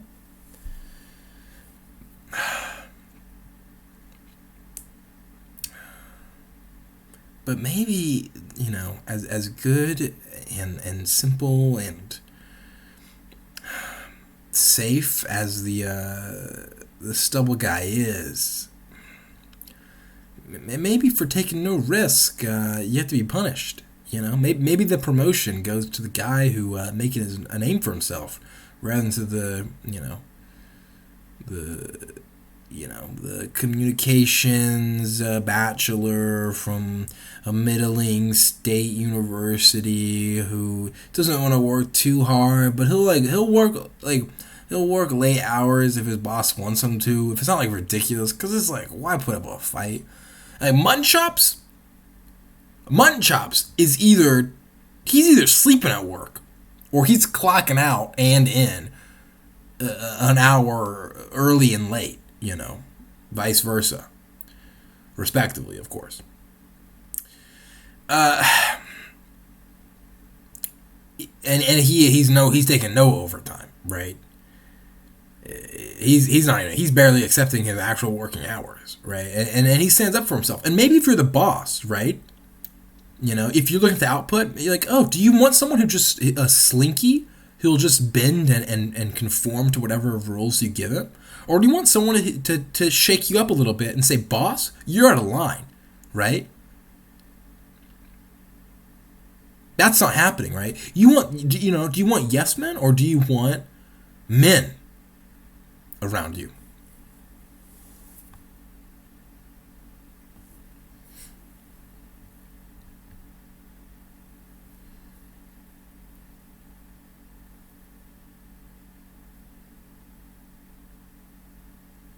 Man, I'll be honest with you, I want men. But true men are few and far between. Let me tell you that right now. What we have are a lot of scraggly, ugly, weak, selfish, lazy men out there. I mean, that's what we got. We got boys who can't grow a beard and definitely can't rock one, even if they could. And for those men, which are the majority, stubble does some favors, right? It does. It gets you there. It helps you out a little bit. It's your plus one when you have no date.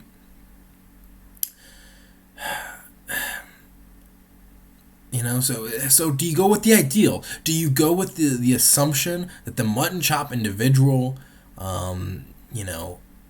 is holding strong and fighting for civil liberties in impoverished and unprivileged communities across the world? Or do you go with the reality that someone wearing mutton chops, probably believes in some pretty clearly disproven and frankly ethnically offensive conspiracy theories about really impactful and devastating tragedies in American history, and who has some pretty hot and heavy takes for the Thanksgiving dinner table. That's who he really is. So what do you do? Do you play into the fantasy? Or do you play into the reality that every man who has a little stubble beard lives a fantasy? Thinking people don't know. They're still trying to, be like dad, who they never met, right? And that's why they turned out so weak, right? No father figure. No offense to those with no fathers or figures, right?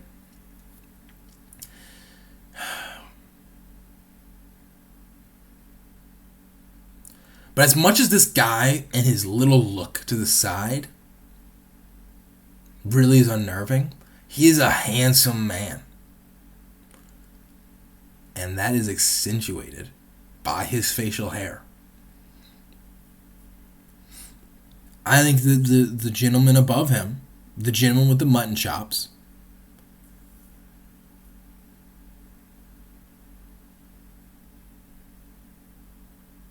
he kind of looks like a warthog. And I think the mutton chops is accentuating that. And I don't think that's a good thing. I think I hate to do it, but the stubble's winning again. The stubble's moving on. I know it's barely facial hair, but god dang it, sometimes barely is good enough. And that's what we're going to see in this next two. Is barely the pencil mustache good enough to beat the very large Santa Duck Dynasty beard? I mean, my God, you could not have drawn up a bigger antithesis. You thought last round was crazy. I mean, here we're seeing Floyd Mayweather versus Muhammad Ali, right? Wow, what a fight. You think one's quick? Well, one has 100 pounds of muscle behind him, and frankly, I think in that matchup, frankly, it's pretty clear that size would matter, and.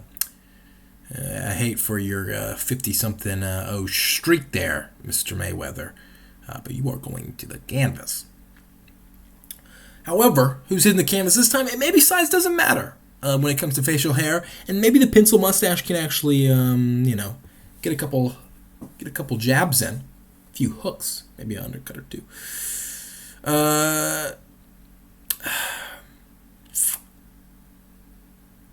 Man. I've talked at relative length about both of these already. But just to give you guys an insight about what I'm thinking about when I'm looking at these two very different men and comparing them. Man, it's so clear. It is the paving paradise and putting up a parking lot. Right? It's the skyscraper on the edge of the Amazon. Right? It's Mr. Metrosexual versus the guy who has sex with mushrooms. Right? I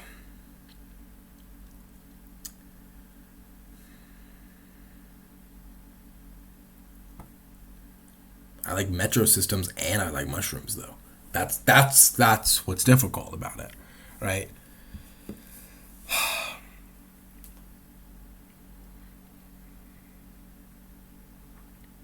And I think with facial hair as being such a key symbol of masculinity, what gets far in this bracket, I think for a lot of people in this world, they'll look at this and it's going to affect how they see men in general. So I'm conscious of that fact, and it makes me wonder, what kind of image, what kind of symbol do we want as men, right? Do we embrace the stench? Do we embrace the rough edges? Or do we sand them down? Do we embrace our craftsmanship and our work ethic?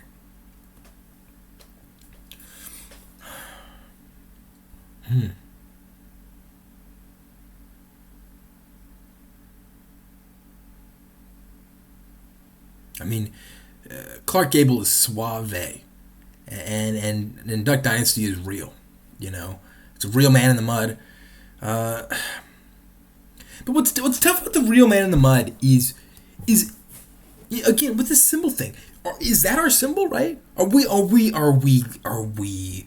golems? Are we snapping turtles in a Louisiana bog? Are we men? Are we human? Are we separate from beast and animal? Someone with the Duck Dynasty beard, hunts deer from sport. What's the difference if you rock that beard, frankly? What makes you any different than the animal you prey upon? Well, with Clark Gable, there is no question. When he sits down at his mahogany table and lifts up those little stainless steel little domes and reveals his seafood and his cheese board, there's no question of why he's the one feasting and the cheese is being preyed upon. He is no cheese boy. He is no cheese animal. He is no monster. He is nothing but a man.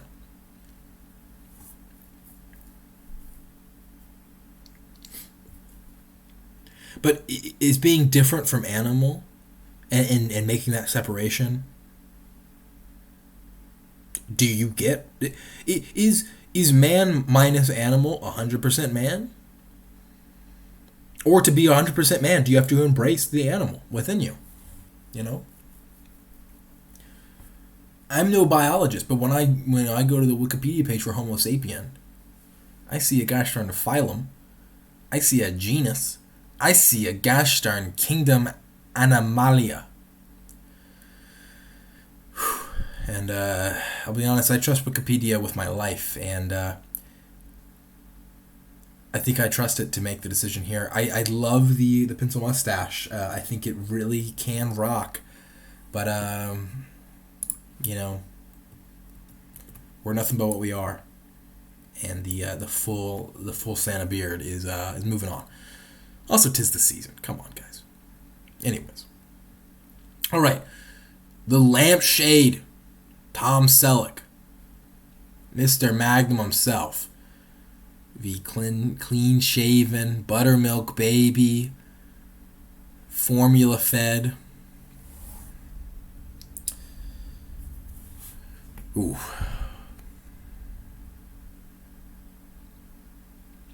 I mean, man, looking at these images though, it's father and son, right? Cats in the cradle and all that, man.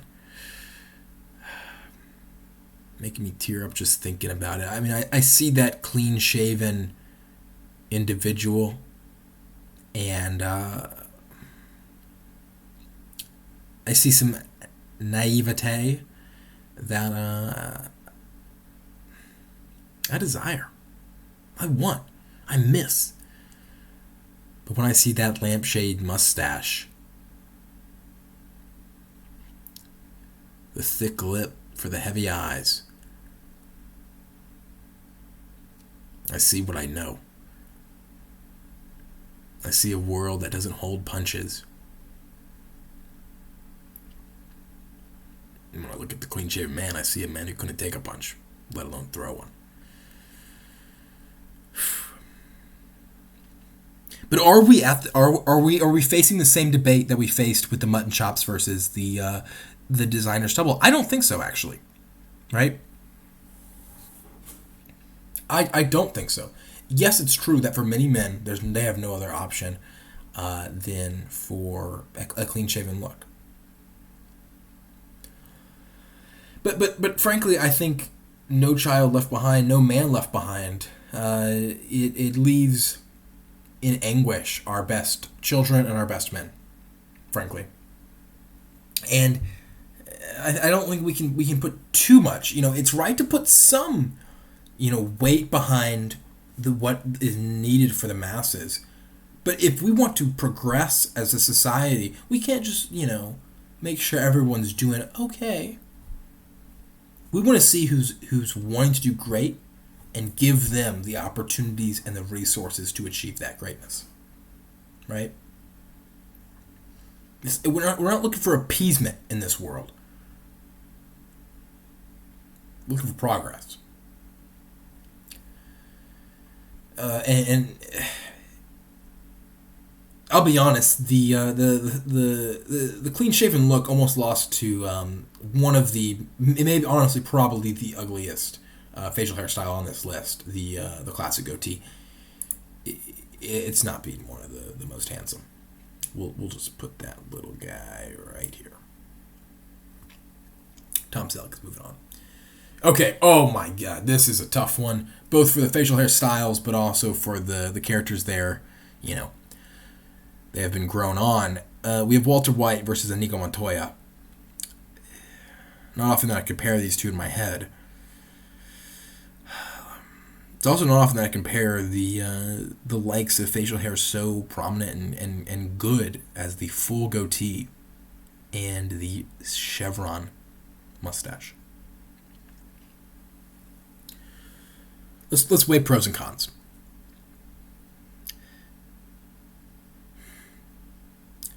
The full goatee gives you more options for looks.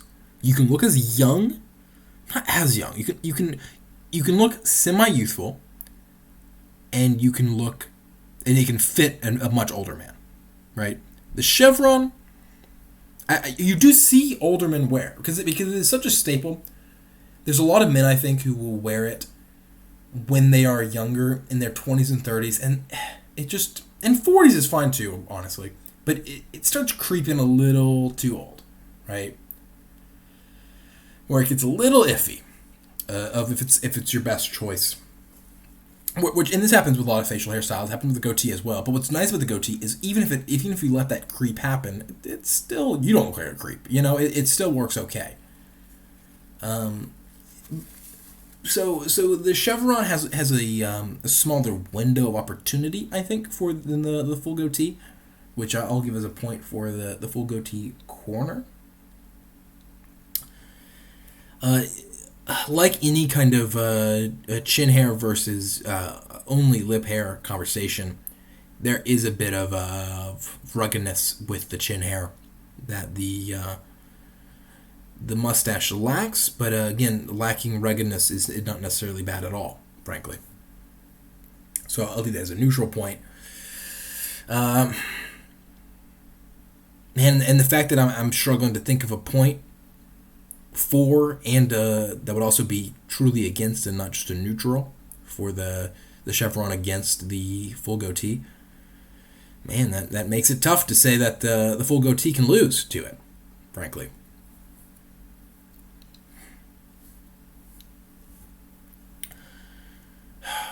The chevron is such a classic look. I mean, if you're gonna have a mustache, it's not a bad idea.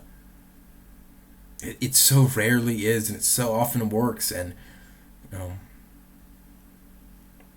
I mean, just look at that Inigo Montoya.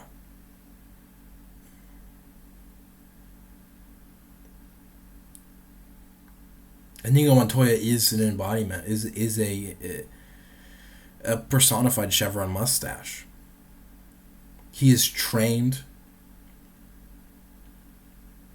He is loving. He is caring. He remembers. But he's also a drunk. And he also contemplates giving up. You know, when he catches a dagger coming down the stairwell, and he feels his body betray him,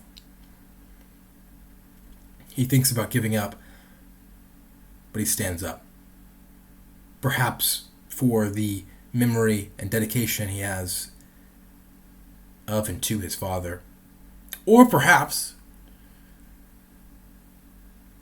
because he knows that if he gives up, the world will watch one more chevron mustache give up. And you have a responsibility, if you're rocking a hot look as such as that, to not give up.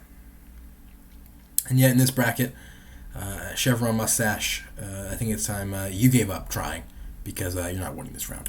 I'm sorry, the full goatee is just better. It just is. I love the chevron mustache. Man, but I love all these looks, man. It's getting to a point that, you know, I have not enjoyed eliminating any of these looks, frankly. These have all been tough for me. Maybe the mustache with a beard. I enjoyed a little bit, to be fair, only because I know I am actively stopping child predators. So and who's not proud of that, frankly. Well, child predators, presumably. Anyways, okay, left side we have the stubble versus the full beard. We have groomed versus what does the word mean to groom. We have the everyday shave versus I don't own a razor.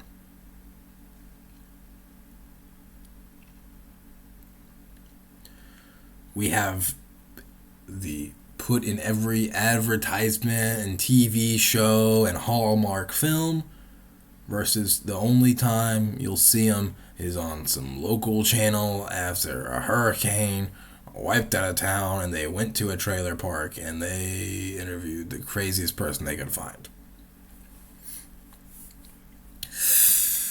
Whew. There's clearly an age thing going on here. Younger men rely on the crutch of the stubble very often. Older men rely on the crutch of a long, full beard very often. And for those two separate demographics, I think they both work very well. If you're an older man, 50s plus, you don't have to be super old, but just older, and you don't know what to do with your looks, you don't want to put that much time into it, just go full beard. Full beards always look good at that age. And if you're younger, come on, stubble's your bread and butter. I mean, we all know that. I didn't mean to make this into a generational fight, but it kind of is, honestly, genuinely.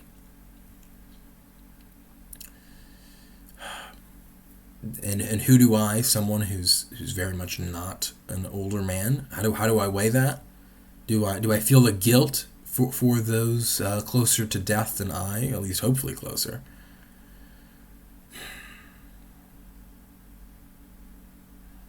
Or do I feel camaraderie with my brethren in my relative age demographic?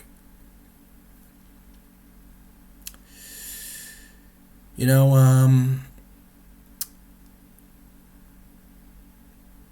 I think it was unwise of you at home to think I would fall into either of those categories because, of course, no matter what my age is and the generational wars happening on the screen, I am completely unbiased in all my decisions. So I'm unaffected by either of these realities, and instead I'm left to ponder the facts. And the facts are, you look more handsome with stubble.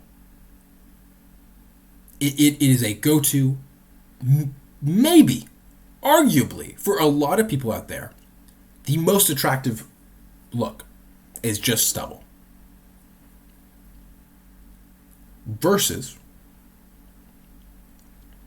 the full beard, which is the most untethered, unchained facial hairstyle for men who don't give a flying flip and have nothing to prove.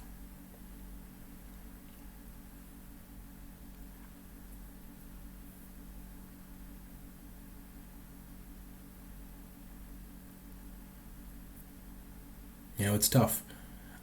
Some days, you know, I don't think a lot of us live in a reality where we're getting super dressed up that often, right?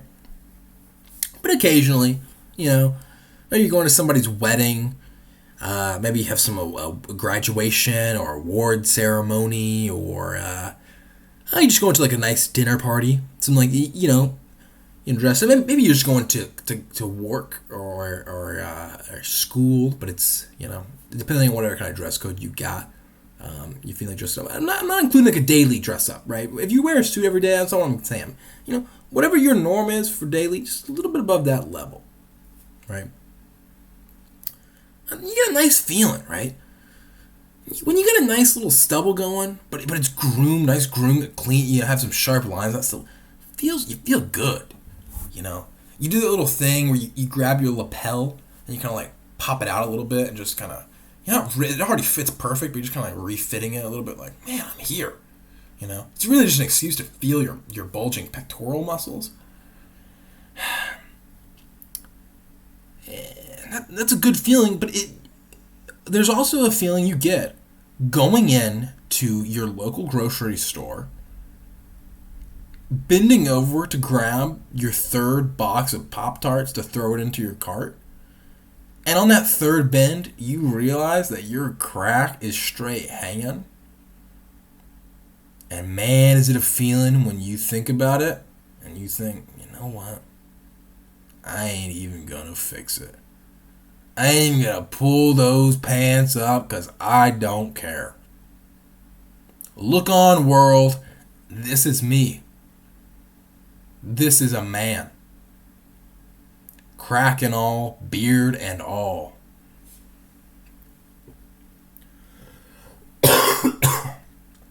Excuse me.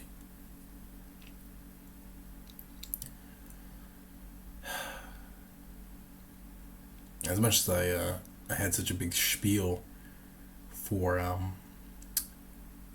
my lack of bias, I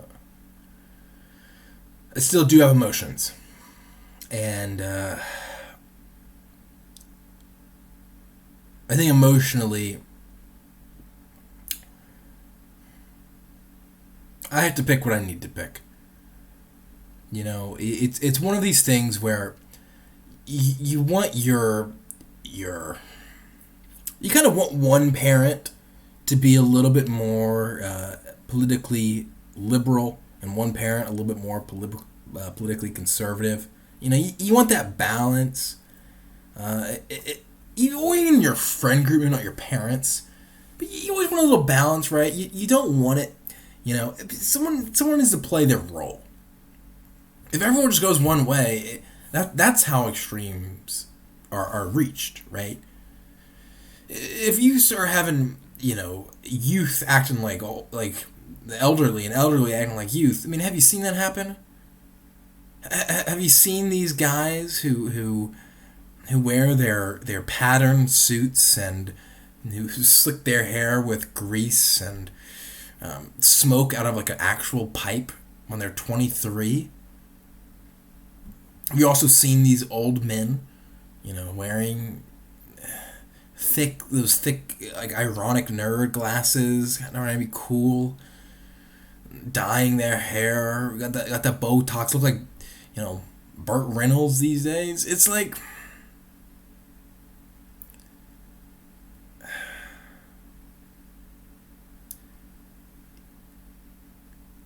even if you are 23 and you're thinking, man, I kind of like the fashion and the culture of the past, leave it as the past. And if you're, at your granddaughter's bar mitzvah and you're thinking, this snap talk that the kids are on seems really cool, just stay off it, Gramps. Okay? And for that reason, I can't say, letting the breeze brush against my butt crack is better than dressing up and smelling a few squirts of my own cologne. I gotta stay young while I still am. So the stubble's moving on. It's an attractive look. It really is. It's a very handsome look. All right. Here we have on the right, we have a baby, tiny Tom Selleck, and we have a very wide Walter White for some reason. Man.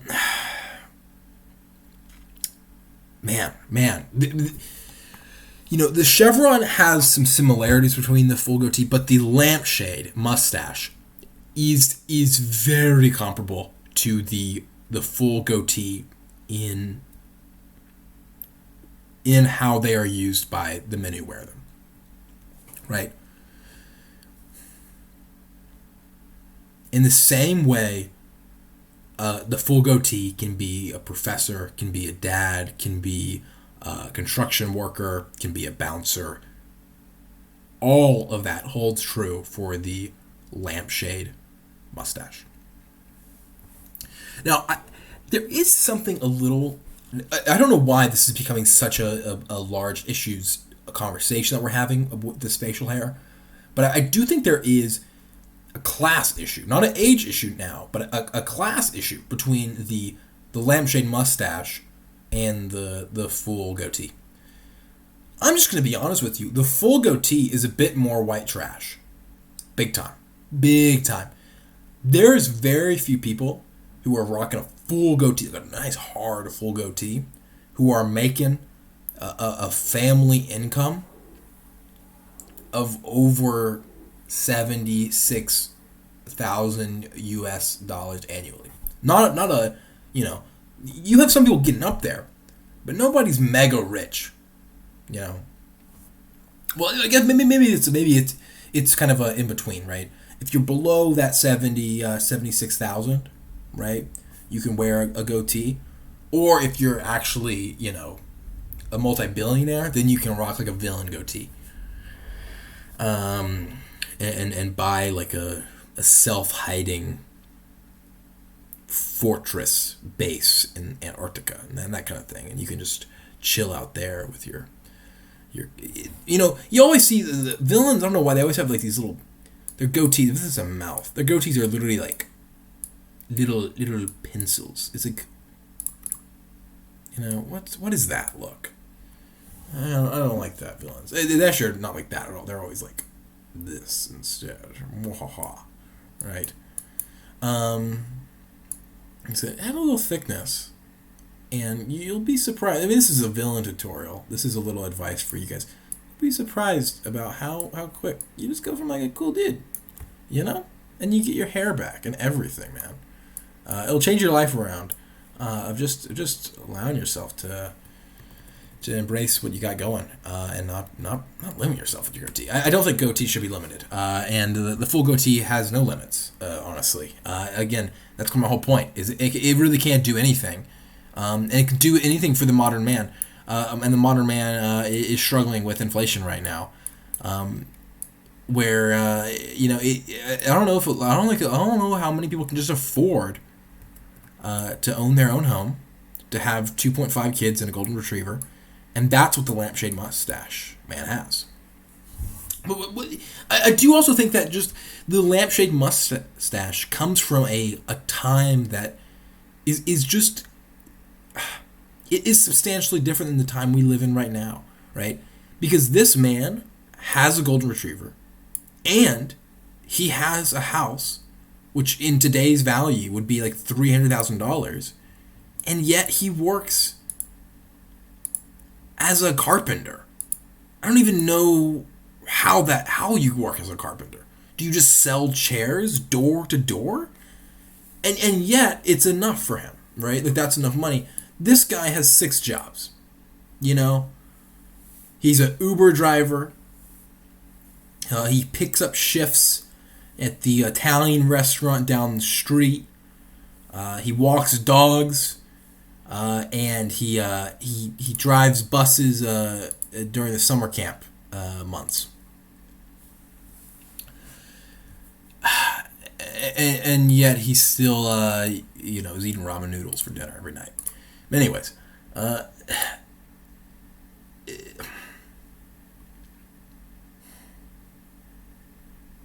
so even though there is a version of the goatee that is this professor kind of wealthy, well off kind of vibe, I think a lot of the goatee, especially in the last 20 so years, it is more white trash to have a goatee. Is that a bad thing or a good thing?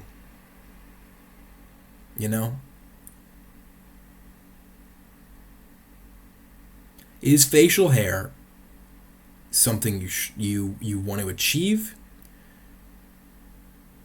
that you work for and towards, or is it okay if it's commandeered by the less financially fortunate and those still struggling to make it, right? What do you feel closer to? the the car, the broken down car you drive to work every day, or the nice souped up vehicle you purchase after you've been working for years. You know?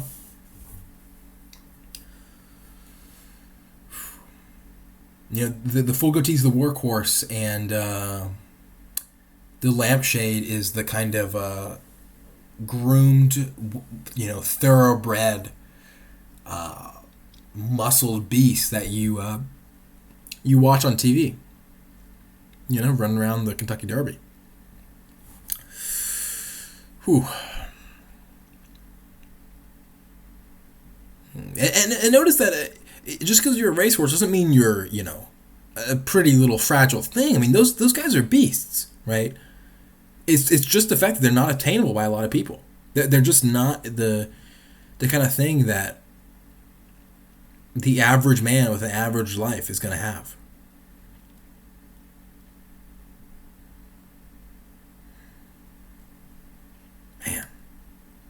Man, oh man.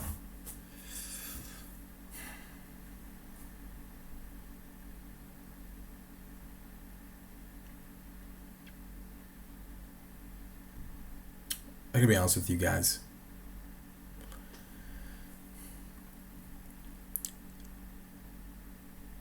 I love Tom Selleck.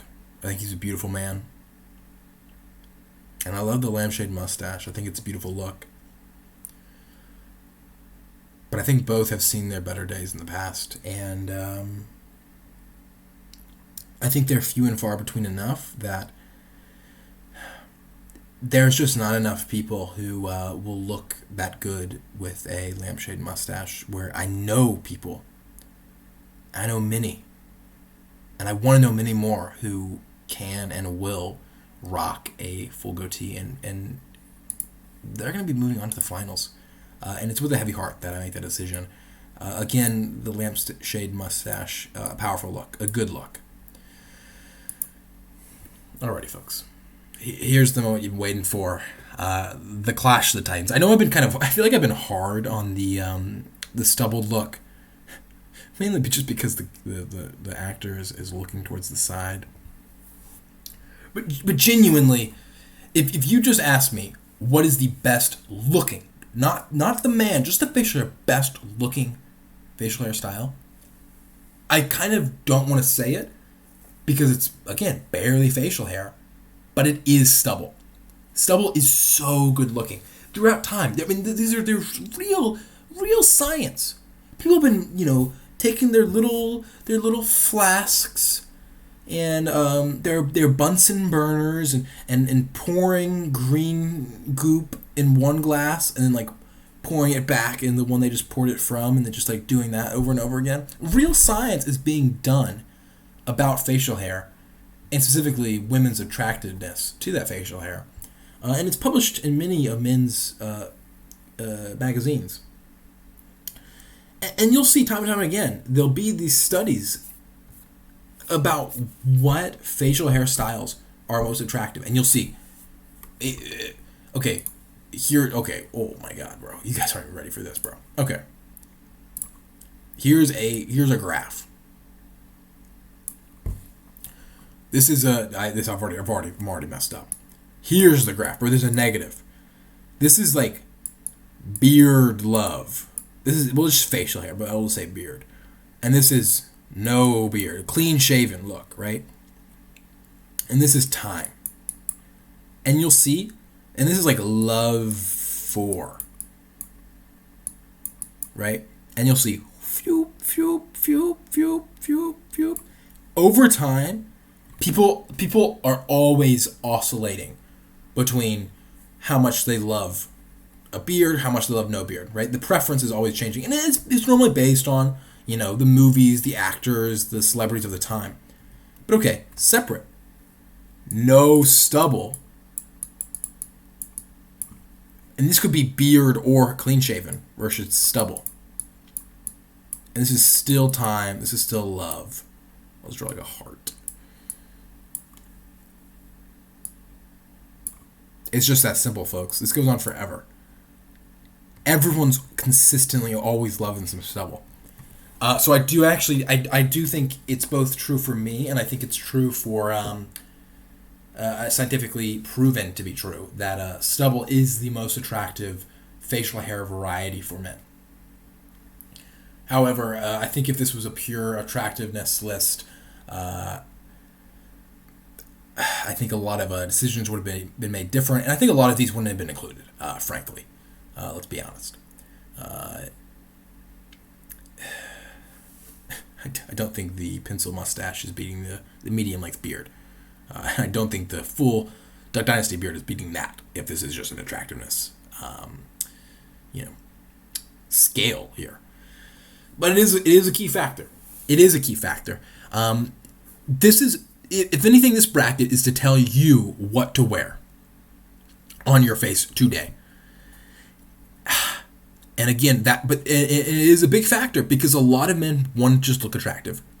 A lot of people want to look attractive. Let's be honest. We live in a world where if you're attractive, people are nicer, people are more accepting of your, little idiosyncrasies. You're living a cushy life if you're attractive.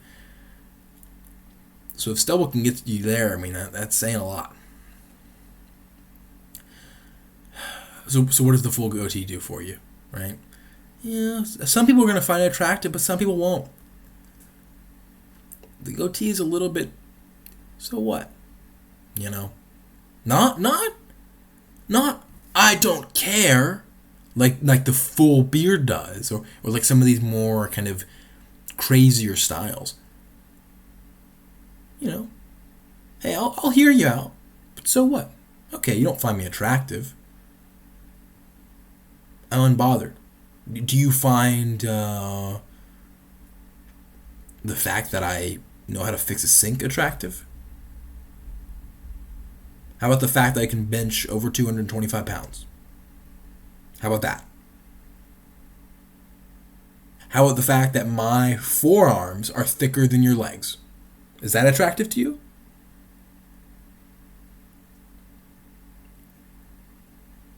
How about the fact that, like, when I get a shot, I don't even wince in the doctor's office? I was like, all right. Thank you, doctor. Is that attractive? That's what the full goatee does. I think I made myself pretty clear here.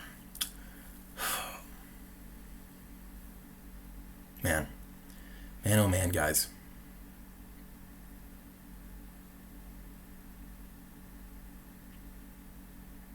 They're both very handsome styles, man. If you're sitting at home and you can't decide, whatever you choose, you're okay.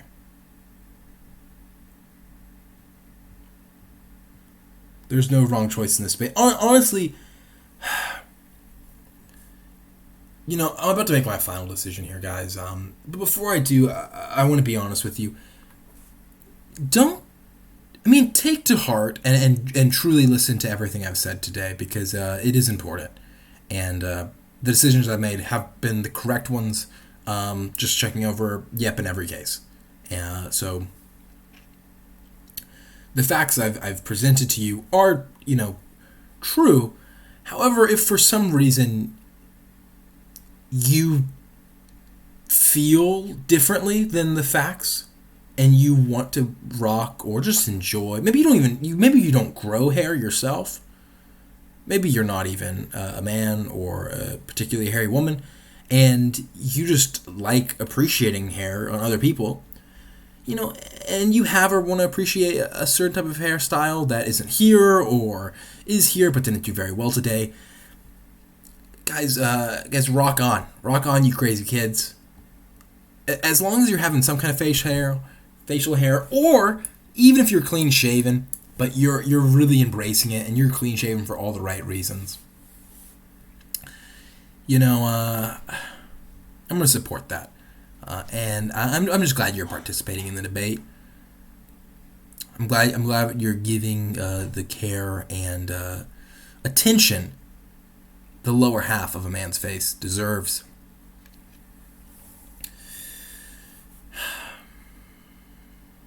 Although there's no wrong choice, there is a right choice. I apologize to the pretty and handsome men across the world, but I have to make the choice that's true to myself, and for me, that is the full goatee. The full goatee is the best facial hairstyle a man can grow. Guys, this one, we knew this one would offend some people. We knew this one would be hit close to home for others, and it has. I'm sure a lot of you have been a little hurt by me and the things I've had to say, and what the journey we've had to go on together to get to this final point. But I hope accepting this truth has been a process that is worthwhile for you.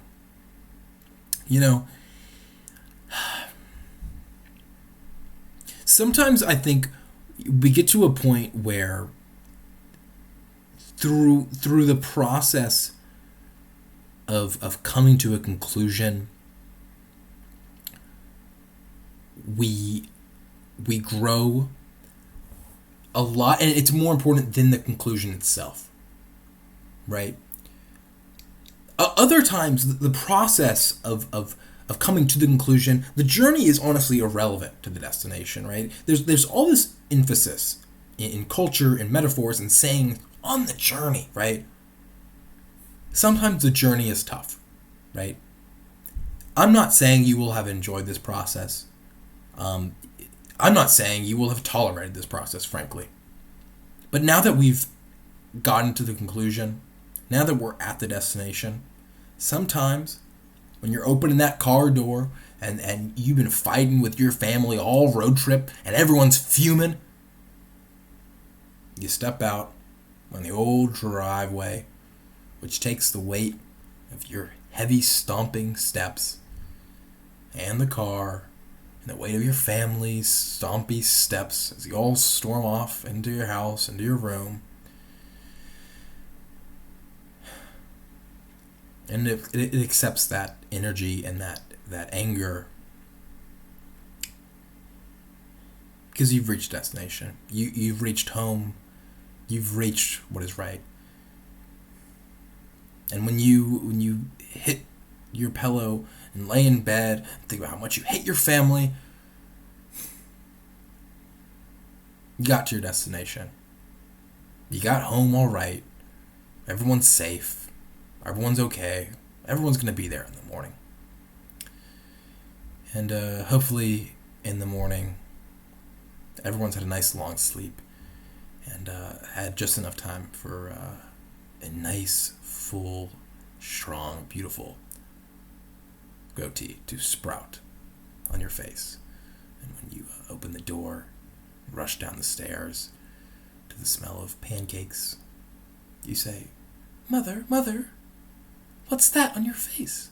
She says, "Oh, honey, just something I'm trying out." And you laugh, and she laughs. Because you both know it's not something she's just trying out. It's something that's going to stay. It's something permanent. When you have the best, when you have what you need, when you've reached the destination, never let go, never leave. On that note, I'm going to leave you guys. All right, see you next time.